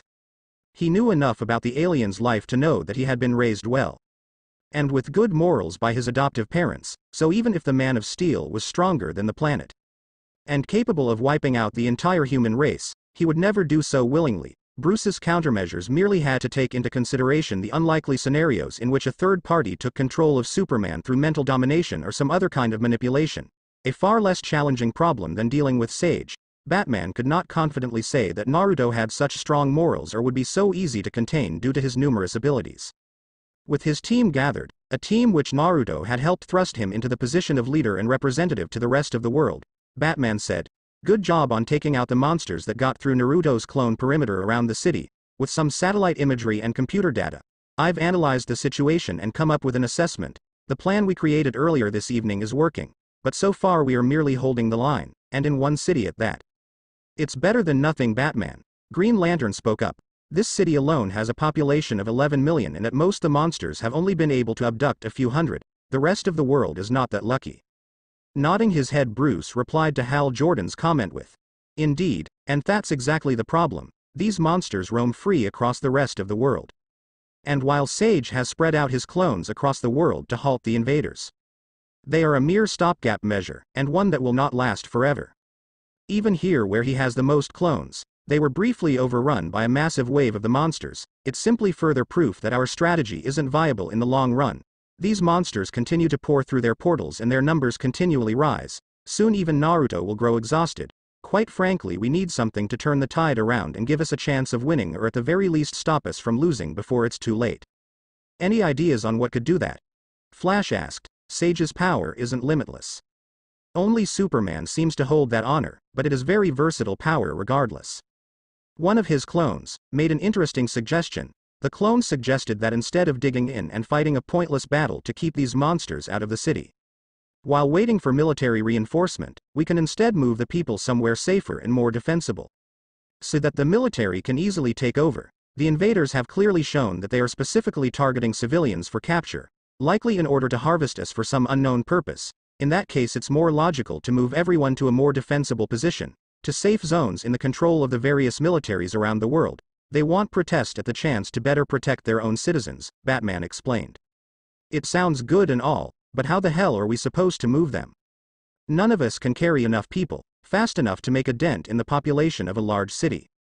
Before the monsters arrive, better yet, how will we convince the different governments around the world that we are here to help, let alone that we can actually succeed at something like this, cause unless something's changed in the last half an hour? Superpowered folk, like us, are still being blamed for this whole mess to begin with," Green Lantern said in an extremely skeptical tone, not having much faith in the plan at all. Batman merely smirked and replied, "Leave that to me?" "Leave that to you, buddy. You're a guy dressed up as a giant bat." Ignoring the serious creep factor there, what government would deign to give you the time of the day, especially when you don't even have any powers? Hal yelled in disbelief. Humoring the Lantern, Bruce replied, "They will not have choice in the matter. Not after I finish hacking into every military and civilian satellites around the world, and certainly not after I send messages on every television, radio and online RSS feed, in every language native to the region, telling people what to do and how they can get to safety. I've already figured out where to send everyone. I'll be telling their governments as a formality, and so that their soldiers don't start shooting civilians when they suddenly pop out of thin air." Pinching the bridge of his nose in exasperation, Hal Jordan, much to Bruce's amusement, muttered, "Why did I even ask? Okay, I kind of get that you have a plan to enlist the cooperation of the different governments around the world, but that doesn't explain how you plan for us to move everyone. I may be fast, but I can only carry a few people at a time, and running back and forth between cities all over the world in their designated safe zone would tire even me out quickly." Flash aired his concerns. "That would be my job, Flash," Naruto said with deep sigh, looking a little hesitant. It was obvious to Bruce that Sage was less than pleased that a clone had gone behind his back and revealed something that Naruto wasn't quite ready to reveal to them. This knowledge was both interesting and valuable to the Gothamite. When the clone had come to Bruce with his solution, well, Batman hadn't known what to think really. Aside from giving Naruto a higher threat rating than he had initially done, it was something that was so far outside of his area of experience that it seemed like a joke to him. But Naruto Uzumaki was being entirely truthful. This was the real deal. A solution to their problem that was both convenient and easily implement. Well, easy for Naruto to implement, or so he implied. With the lives of billions on the line, Bruce accepted it and was unwilling to second-guess it, but he couldn't help but feel a sense of trepidation, a sense that things wouldn't continue to go as easily as they had so far. Whether Naruto was the cause of these feelings or something else remained to be seen, but Bruce intended to keep a closer eye on the ninja. For now he watched as Naruto and the others interacted. "What do you mean by that? You were already fighting these monsters with your clones. Want it put a strain on you to try and deal with transporting civilians as well?" Superman asked. The godlike alien was, despite his mistrust of Naruto, willing to work with him for the greater good. Good. He needed them to work together. It was one thing to be suspicious of newcomers and unknowns. It was another thing entirely to turn down a helping hand when lives depended on it. Batman was glad that Clark wasn't that foolish. "I can create markers which I can teleport people to," Sage announced in a resigned tone. Everyone but Batman immediately turning to him to stare in shock. Naruto, however, ignored this and continued, saying, "Don't look at me like that. I already told you I have other powers and more secrets that you will have to earn before I trust you with them. This is just one of those secret abilities I have. It's not something I can use carelessly either, at least not on this scale. There were grumbled from Flash and Green Lantern before Superman asked, so you plan to basically shuffle around 7 billion people? Naruto snorted in amusement at the ridiculousness of that idea before replying, I am good, but not that good. If all goes well, it will be hundreds of millions at the most, and mostly in major cities which are the invaders' priority targets at the moment. Still, I need to find these people first, which is where Flash comes in. Me? Flash asked in surprise, looking to Batman for confirmation. With a nod of his head, Bruce said, yes, your job is to find every last man, woman and child so that Sage's clones can teleport them. The way he explained it was that he needs to either be in physical contact or his energy must be in contact with whomever he's teleporting, and he can only send them to his markers, which I believe your clones have finished distributing at the locations I gave. Sage frowned and gained a far-off look, as if his mind was elsewhere before replying, yes, all 10,000 of me are ready. His indication of the true number of clones he had created shocked everyone present, and increased Batman's wariness of him a tad bit more, but it also reassured the Dark Knight that perhaps the world had a chance of being saved by the team. Yes, Sage definitely needed a higher threat rating, Bruce Wayne concluded before saying, well, you know your jobs, let's get to work. VVV Tokyo, Japan. Sugashima Yukio held her 6-year-old son Harada tightly as the winged demons from Sky surrounded them. The two of them had been caught out in the open as she was walking him to the neighborhood school when the monsters descended. She had spent the last hour running and hiding while the police and the JSDF tried desperately to fend off the invaders.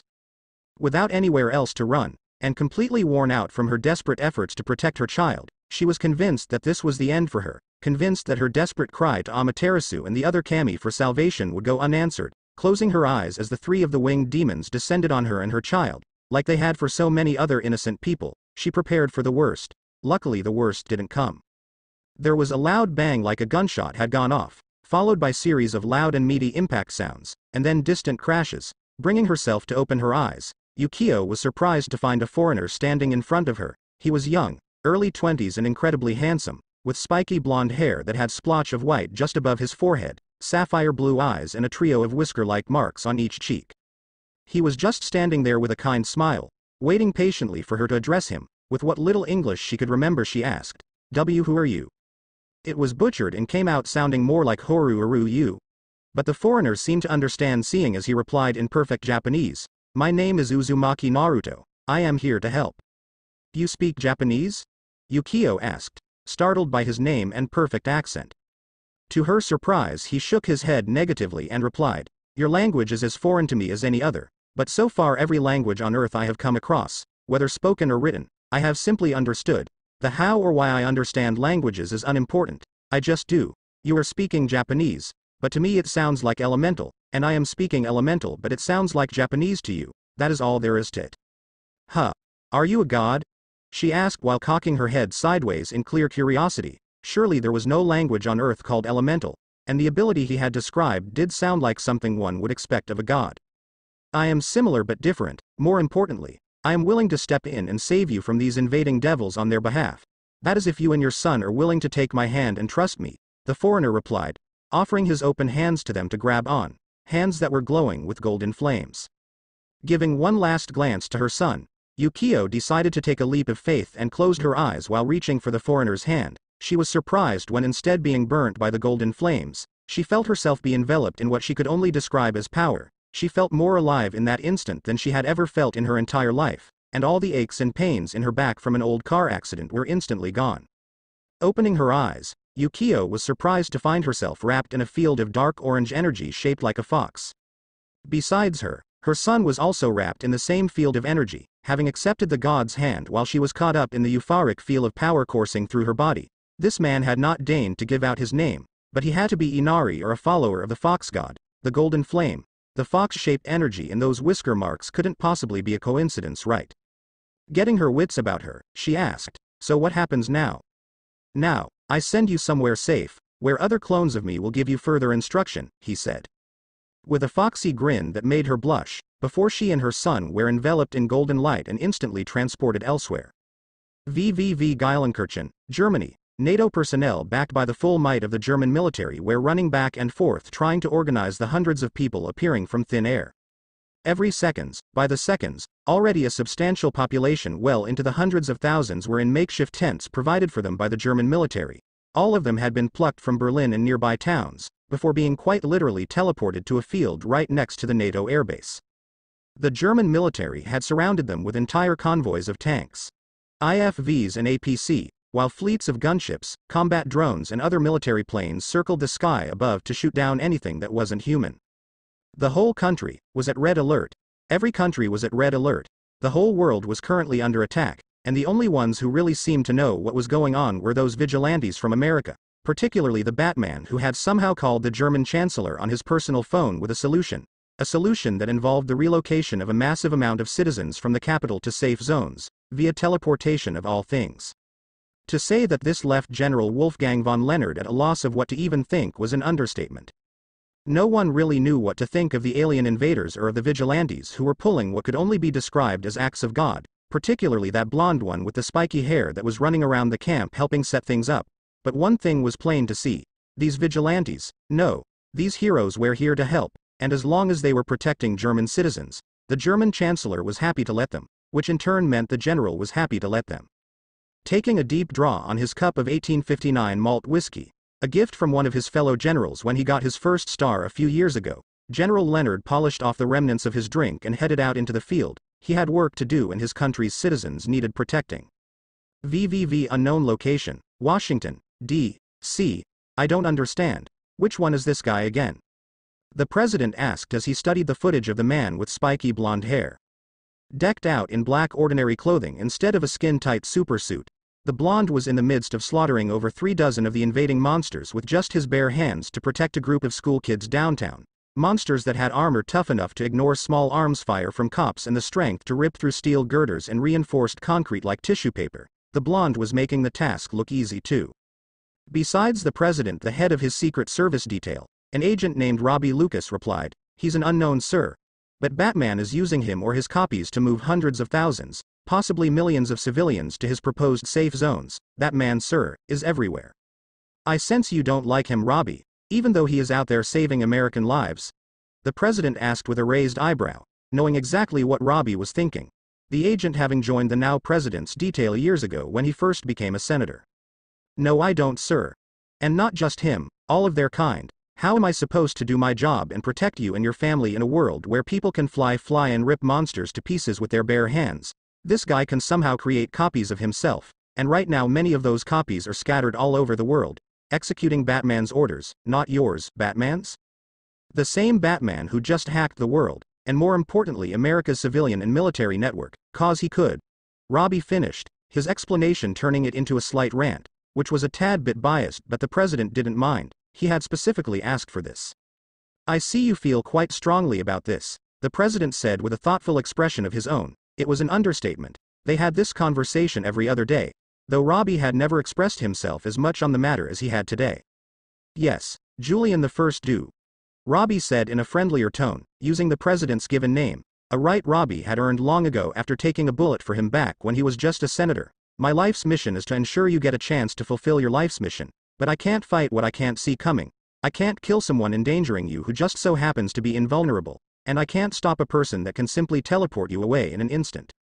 A little dramatic there, but okay. "And speaking of teleportation, I want to hear your opinion on Batman's plan? He went to dangerous lengths to get our attention," the US president asked.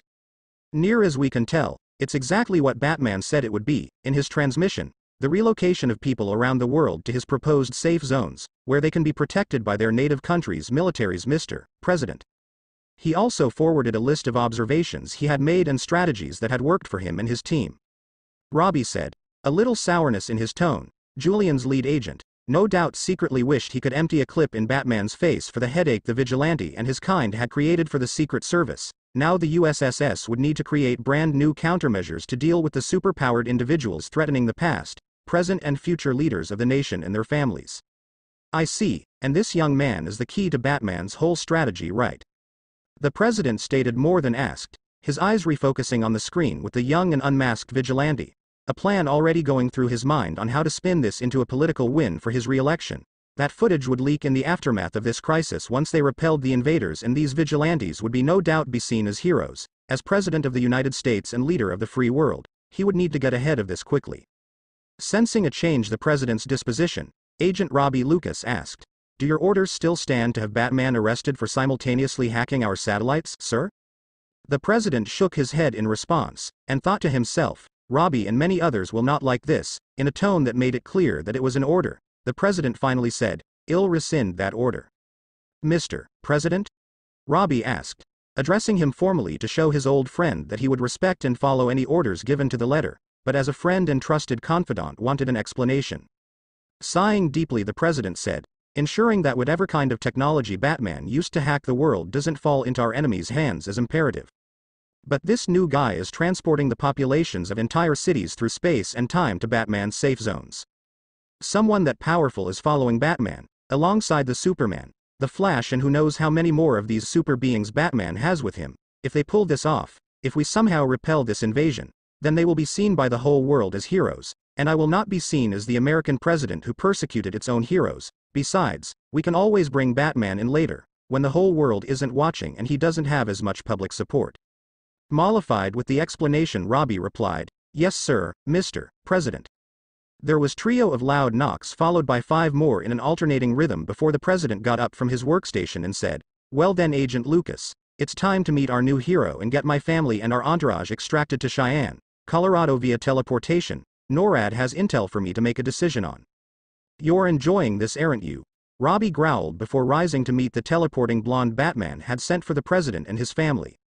Had it been up to Robbie Lucas and the United States Secret Service, this meeting would never have happened, but it wasn't. The White House was surrounded by the invaders and there was no other quick way to extract the president and his family. It was President Julian Anderson who made the decision to take up Batman's offer of extraction, so the Secret Service just had to grit their teeth and bear with it.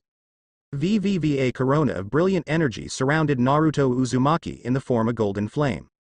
While he hovered above the ground, legs crossed in the lotus position, he had been channeling power for mere minutes, but across the world the reports were the same. Millions of people were being teleported by his clones to Batman's designated safe zones with each second. Most of the major cities on the planet were being emptied of their entire human population at a mind-boggling speed, and it was putting a clearly tremendous strain on Naruto. His nose had been the first to start bleeding from the strain as he pushed every ounce of chakra he could into his connection with his clones. Something he had learned to do during the war. It was swiftly followed by his ears and eyes, as every vein in his body seemed to bulge in grotesque fashion.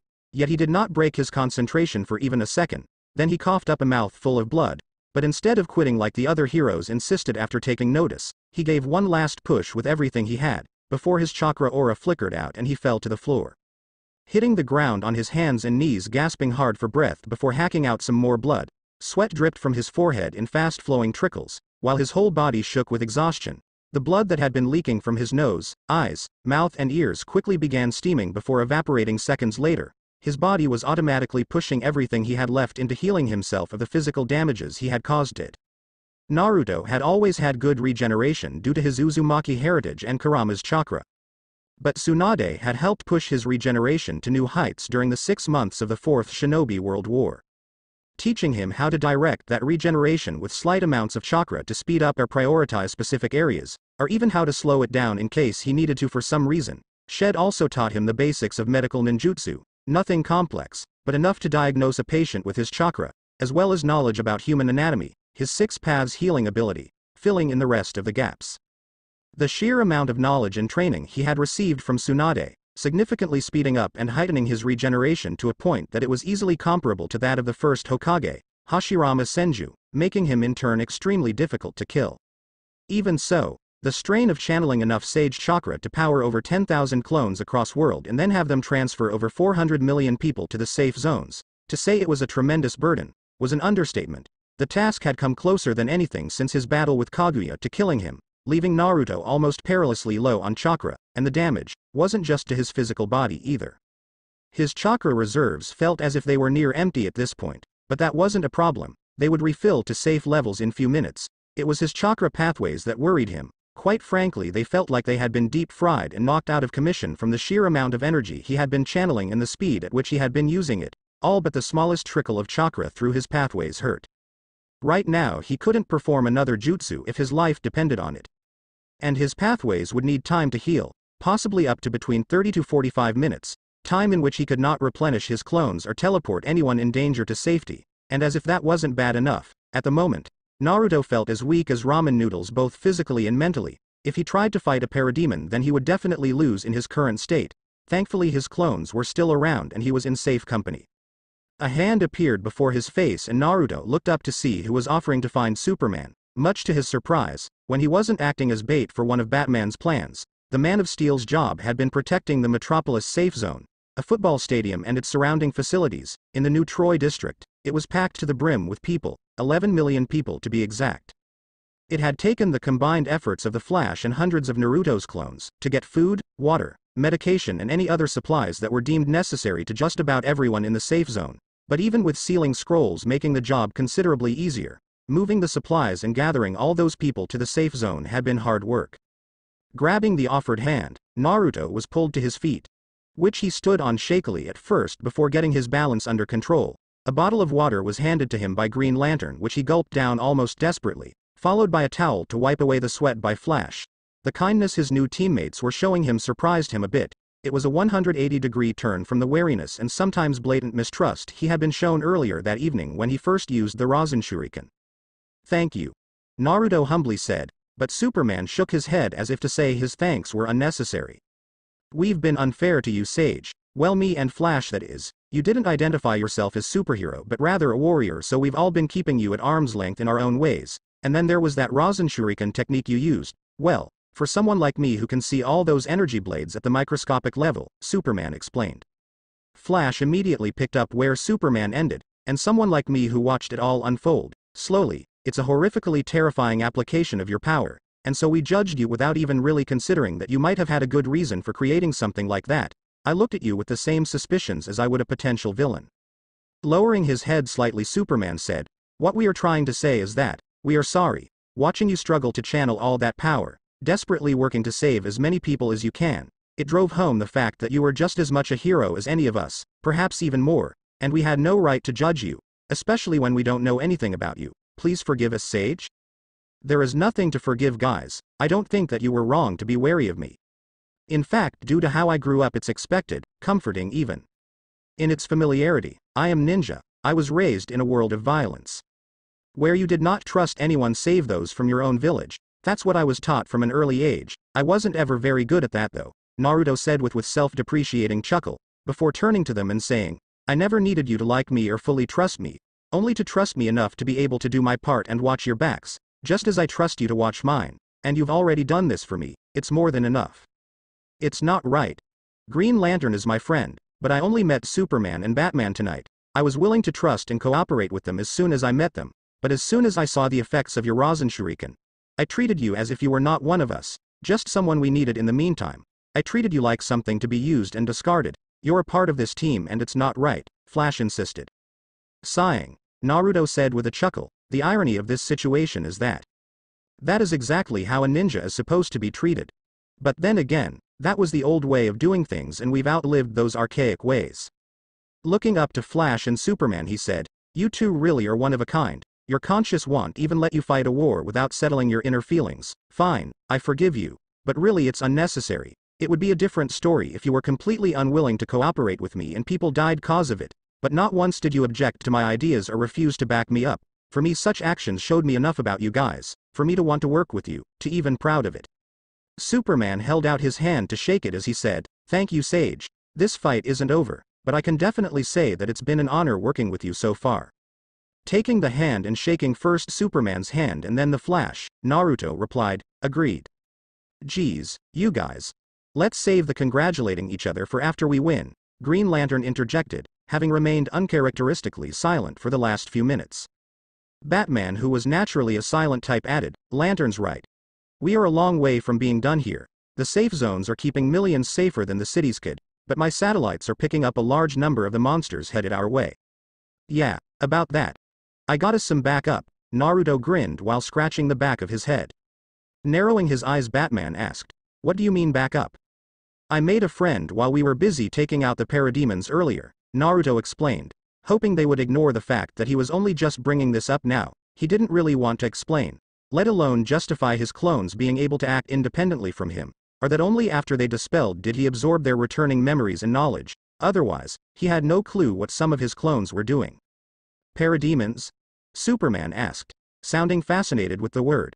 Naruto pointed at few dead parademons that had been stacked on the side of the road by a couple of clones and said, apparently that's the name my friend uses to refer to these invaders. This isn't the first time they've attacked the planet Earth either.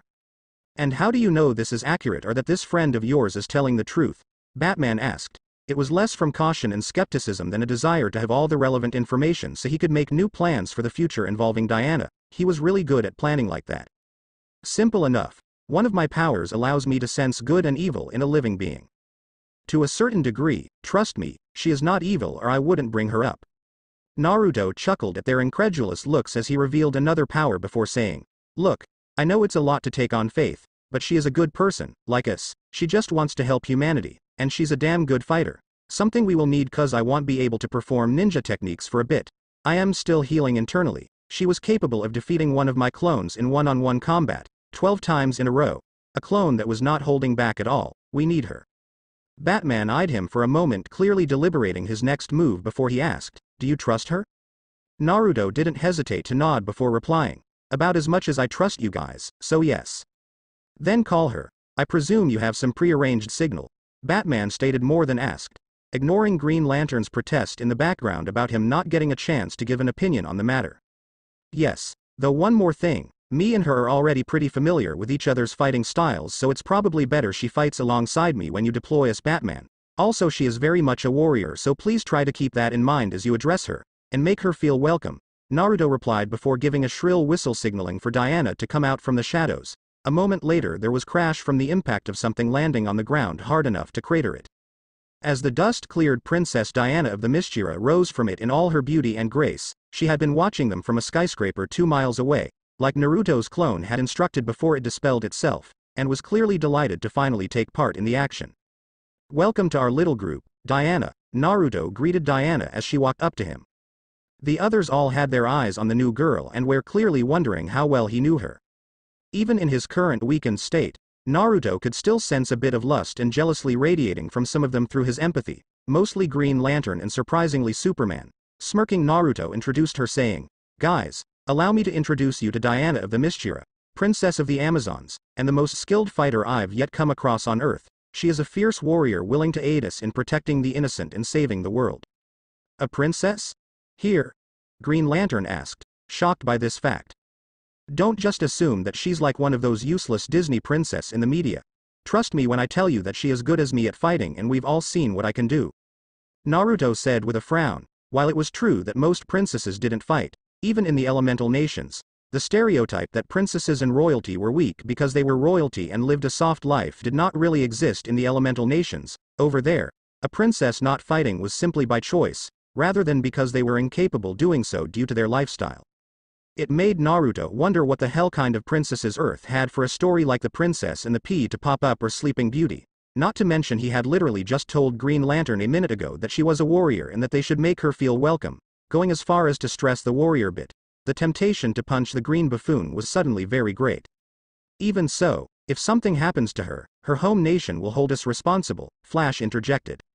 You don't have to worry about the Mistira. We are Amazons, war is in our blood. Should I fall in battle, I will be honored by my sisters and you will not be held responsible, Diana simply offered. Okay. Now that we got that cleared up, Diana, perhaps you can tell them what you told my clone, Naruto said, forcing a change in the topic so as to rush things along before he punched one of his teammates. I don't know as much about them as I would like. My mother, Queen Hippolyta, tried to shelter me from such dark knowledge for most of my life. However, what I do know is that these invaders have been to this world before, thousands of years ago at the dawn of human civilization, Diana explained. Naruto mentioned a little about that, but I'd like to hear the details from you, Batman said, very focused on Diana now. These parademons are merely mindless soldiers that follow the will of their god and ruler. And make no mistake about this, their ruler is a real god. He is known as Darkseid, the god of evil, the tyrannical ruler of Apocalypse. A world that sits beyond the boundaries of the universe itself. Also home to the new gods, they are a species of deities that differ from the gods of Earth in some way currently unknown to me. Most of what I know about the new gods and Darkseid is merely knowledge passed down from the older Amazons who personally fought his agents thousands of years ago. I didn't yet exist back then, she confessed, Looking a little ashamed that she knew so little, Naruto gave her an encouraging smile that made her smile back at him. However, her words caused no small amount of shock for some of the heroes, especially when they realized the meaning behind them. Flash was the first to deduce what she had said and asked, "Wait, are you saying that your people live for thousands of years?" Diana merely nodded as if it was no big deal as she replied, "I myself have lived for over 1,000 of your years, according to your calendar, yet, I am a mere child in comparison to Mother and the other Amazons. I don't know how long they have lived, but they have been around long enough to remember what Darkseid did to this world the last time he graced it with his presence." "What did he do?" Superman asked warily. Diana frowned as she continued her story, saying, "You have to understand something first. Back then, all mankind had for weapons were spears and arrows, useless against a normal god, even less than useless against a god using divine technology, beyond the understanding of mortals. In short, humanity had no chance of winning that war. But seeing as we are still here, then the war must have been won, right?" Green Lantern asked, to which Diana once again nodded. "The gods of Earth rose up in the end to defend the planet alongside their creations. The gods and their creations, the monsters from myth and mankind, all fought with one unified goal: to protect the Earth. They barely held the line against Darkseid and his invasion force.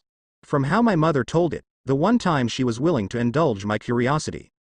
These parademons are but a fraction of the armies Apocalypse fielded back then," Diana said, looking around at the destruction and damage caused by the parademons to Metropolis, and no doubt aware that the rest of the world had suffered similar damage. Apocalypse is also home to one full half of the race of new gods, the other half residing on a rival planet called New Genesis, who are basically the good new gods in opposition to Darkseid's evil new gods. It was these new gods who actually drove Darkseid and his armies back to Apocalypse. "He couldn't fight a war on two fronts," Batman accurately concluded. "Exactly, we had enough gods and monsters to keep his forces in check. But only barely, and the cost of doing so was immense for Earth.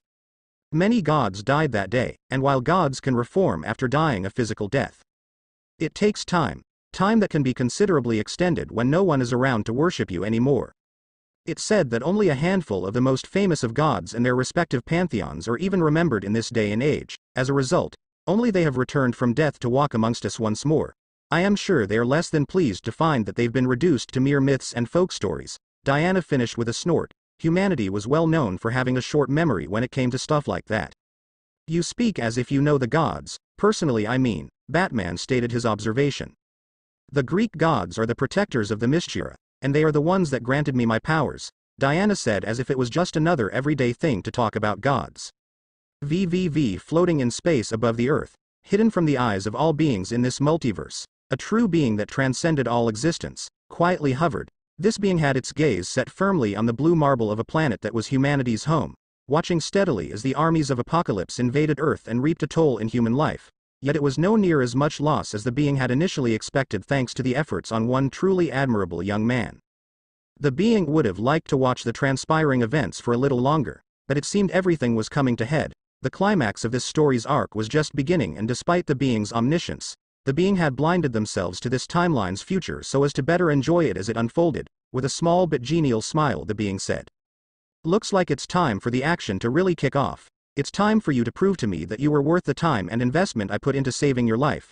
Show me the future I glimpsed when I found your half-dead body floating around the empty abyss. Bring it forth so I may be in awe of you mortals once more. Show me what kind of hero you are, Naruto Uzumaki, and in doing so show the whole world what you are worth, my dear little godslayer."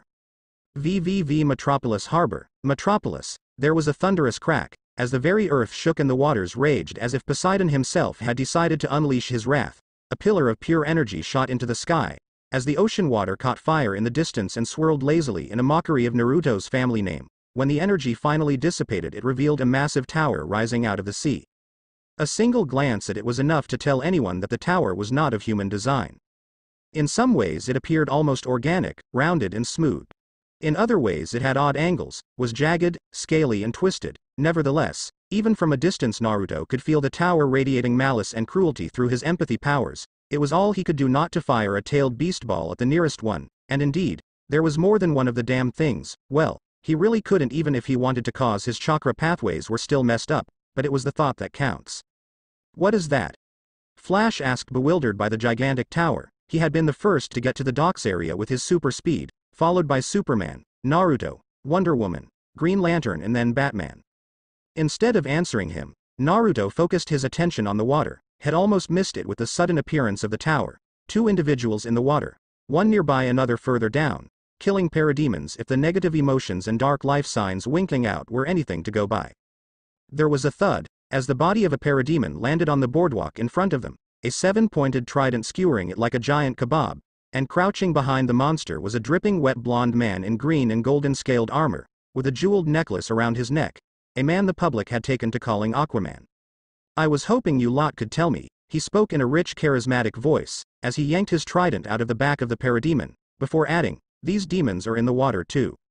I take that that's your friend, in water busy annihilating the other parademons, Naruto asked, nodding his head towards the water to show exactly who he meant, an action that earned him a bit of surprise from Aquaman, and frown.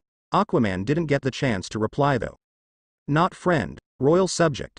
A woman said bursting out of the water like a jet seconds later, to land on the docks. In a word, she was beautiful. She had rich red hair that somehow managed to look both wet and dry at the same time, and would have marked her as an Uzumaki in the elemental nations. Blue almost aqua-colored eyes that seemed to glow with hidden emotions in a heart-shaped face with high cheekbones and light pink-colored lips. She was clothed in a form-hugging full bodysuit made of countless green interlocking scales resembling those of a fish and lined with gold.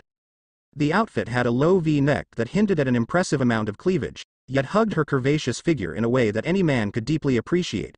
The sleeves of the outfit were missing, showing her muscular arms, save for the jade arm guards covering each of her forearm. Around her waist she wore a belt with numerous little sections, like small pouches, while its buckle was made of gold and in the shape of a letter A. The woman's words seemed to have a negative effect on Aquaman, as Naruto felt his emotions instantly plummet, but the blonde waterman quickly rallied himself again, and arrogantly asked, who is in charge of this group? I vote me. Scowling as his fellow blonde, Naruto replied, we already got a leader, and he is currently dressed like a giant black bat. You want to lead, you better prove you are better than him, and more importantly worth following. Naruto finished by thumbing at Batman who merely frowned but said nothing. A giant Emerald X materialized in the air between the heroes followed by a loud buzzer sound going off, as Green Lantern interjected saying, no, back up people. I am not about take orders from just anybody. Who the hell are you two anyway?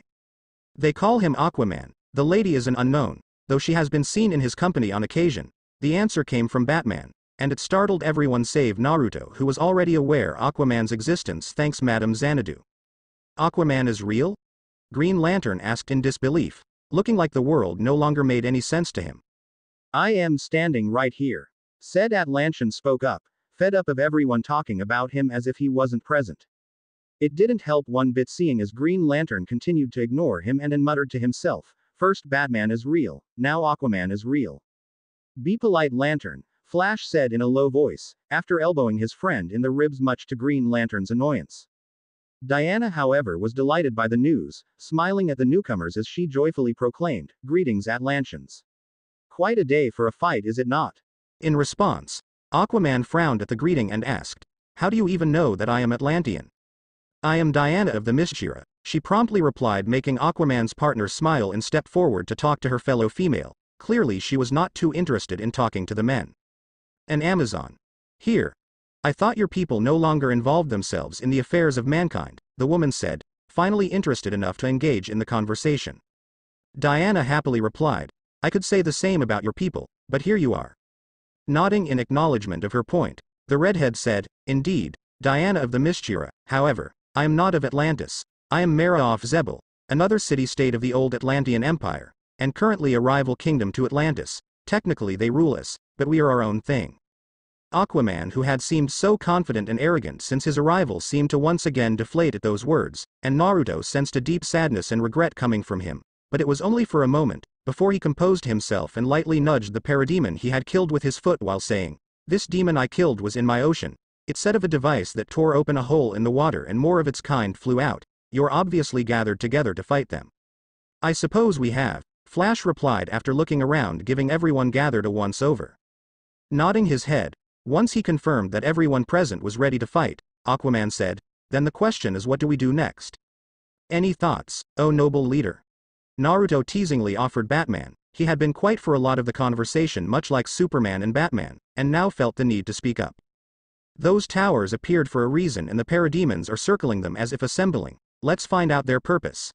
We need to get inside one and figure out what they are for, how they work, why they are here and how to break them. Turning to Naruto, Batman asked him, do you think your clones can blow them up with your Rasen Shuriken attack if worst comes to worst? You said they can do the same things you can do, so even if you are still healing, they should be fine, right? Yeah, I can blow it up. Not sure if a Rasen Shuriken will cut it though. That tower is huge. Don't worry, I got something more explosive in mind for the job. Just leave it to me. Them. Naruto quickly corrected himself with a small smile. He was going to say more but was suddenly interrupted by a now familiar and rather unwelcome sound. Boom. Naruto and everyone startled as a new portal opened right in front of them and from it appeared a young black man in his late teens or early 20s covered in silver-white armor. Correction. It looked like the armor was grafted to his very body. It didn't look like the process was pleasant either. Naruto cursed himself for not being able to seal the portal, due to his chakra pathways being messed. Then again, it proved to be unnecessary when he looked at the new guy's emotions. The young man stumbled to his knees as the portal closed behind him. And then all hell broke loose. Diana drew her sword. Mera created a vicious-looking spear of solid water to skewer him with, an Aquaman aimed his trident at the newcomer. In the same amount of time, Green Lantern created a giant hand which moved to clamp around the young man and more than likely crush him. While Superman, Flash and even Batman subtly prepared for combat, Naruto had no intention of let that happen however. In a burst of speed that left little more than an afterimage, Naruto moved forward to intercept Green Lantern's attack. And with a single punch, Green Lantern's giant hand construct shattered it into thousands of emerald pieces that quickly faded into nothing. Naruto felt rather impressed by his body's physical capabilities, despite not being able to use his chakra. Startled by this, Green Lantern yelled, "Hey, what the big idea? I had this one." "Use your eyes, you fool, he is not a parademon, he's just a scared kid." Naruto responded, making everyone take a second look at the young man. The fact that he had arrived via the same portal as the parademons had put everyone on edge. That he mostly did not look human had not helped. However, Naruto could sense his emotions and knew that neither he nor his armor were seeped in the same evil taint as the parademons. This guy was obviously something else, and the others must have recognized this too, seeing as one by one they all started to put away their weapons. "Sage, how can you be sure he is not an agent of the enemy?" Being thorough as always, Batman asked him. It surprised Naruto to find through his empathy powers that Batman was completely trusting him with this decision. "As you remember, I reacted negatively to the parademons when they first appeared. That's because I can feel their darkness. To me their hate, cruelty and evil are something almost tangible, something almost infectious, so my powers activated automatically to shield me. This guy has none of that. He is just a kid that's scared out of his mind, with regular human emotions but still trying to do the right thing. Also, if he is here then he like all of us came here for a reason," Naruto assured Batman and felt relieved when Batman accepted his word. "You don't think it's coincidence that he's here?" It was a statement from Batman rather than a question, and it was true. Them all gathering here wasn't an accident but destiny or some other higher power. He would know. He wasn't from this dimension after all and had been a child of prophecy in his native dimension where he completed said prophecy and brought peace to the world at the cost of everything he cared for. He should have died but was brought here to another world in a time of crisis, desperately needing heroes to save it, and had leapt right into the fray without a second thought. There was no way it was a coincidence that he of all people was here, let alone with the 6 most popular vigilantes in all of America, and 2 new guys, 9 of the world's most powerful beings in one place. No matter how you looked at it, this couldn't be coincidence. Naruto smiled as he responded, "I don't think it's a coincidence any of us are here, and neither do you, Batman. That said, it would be nice to know your name, my armored friend." Offering a hand to the metal-clad man who reminded him of the puppets of Sanagakure except metal, the man hesitated for a half a second before allowing himself to be pulled to his feet as he said, "I am Victor Stone, and I've talked to their technology, I know their plan." Naruto smirked and yelled, "See, I told you it wasn't coincidence." "Not now, Sage," Batman chastised before focusing on Victor and saying, "Mr. Stone, we need that intel. Billions of lives might be depending on it." "Yes, of course, Batman, sir." Victor stumbled nervously before clearing his throat and saying, "They go from world to world, harvesting the population." As he said this, a holographic image was projected from a red eye-like visor in the middle of his forehead. It depicted swarms of parademons attacking other worlds and carrying off their residents. "For what purpose?" Batman asked. Victor paused mid-sentence as he received a new signal. His hollow projection shorted out of existence a second later, and there was an extremely loud ping from every motherbox in the city at the same time, as when all of the giant towers spiked in their energy output, and Victor looked at the one out in the sea with horrified expression as he said, "Oh no, it's too soon, we are too late, he's here." "Who's here?" Superman asked with a great deal of concern in his voice, to which Victor Stone merely pointed towards tower in the middle of the sea, making the group as one turn to it, but it was Naruto who gave them all their answer as a massive portal tore open the sky and tens of thousands more parademons flew out, along with a humanoid figure that looked very different from the parademons and was clearly their leader. "What we've all been dreading since this battle began," Naruto said in a tone that was unnaturally calm and did not at all match the icy feeling of dread he felt inside. "Thanks for watching.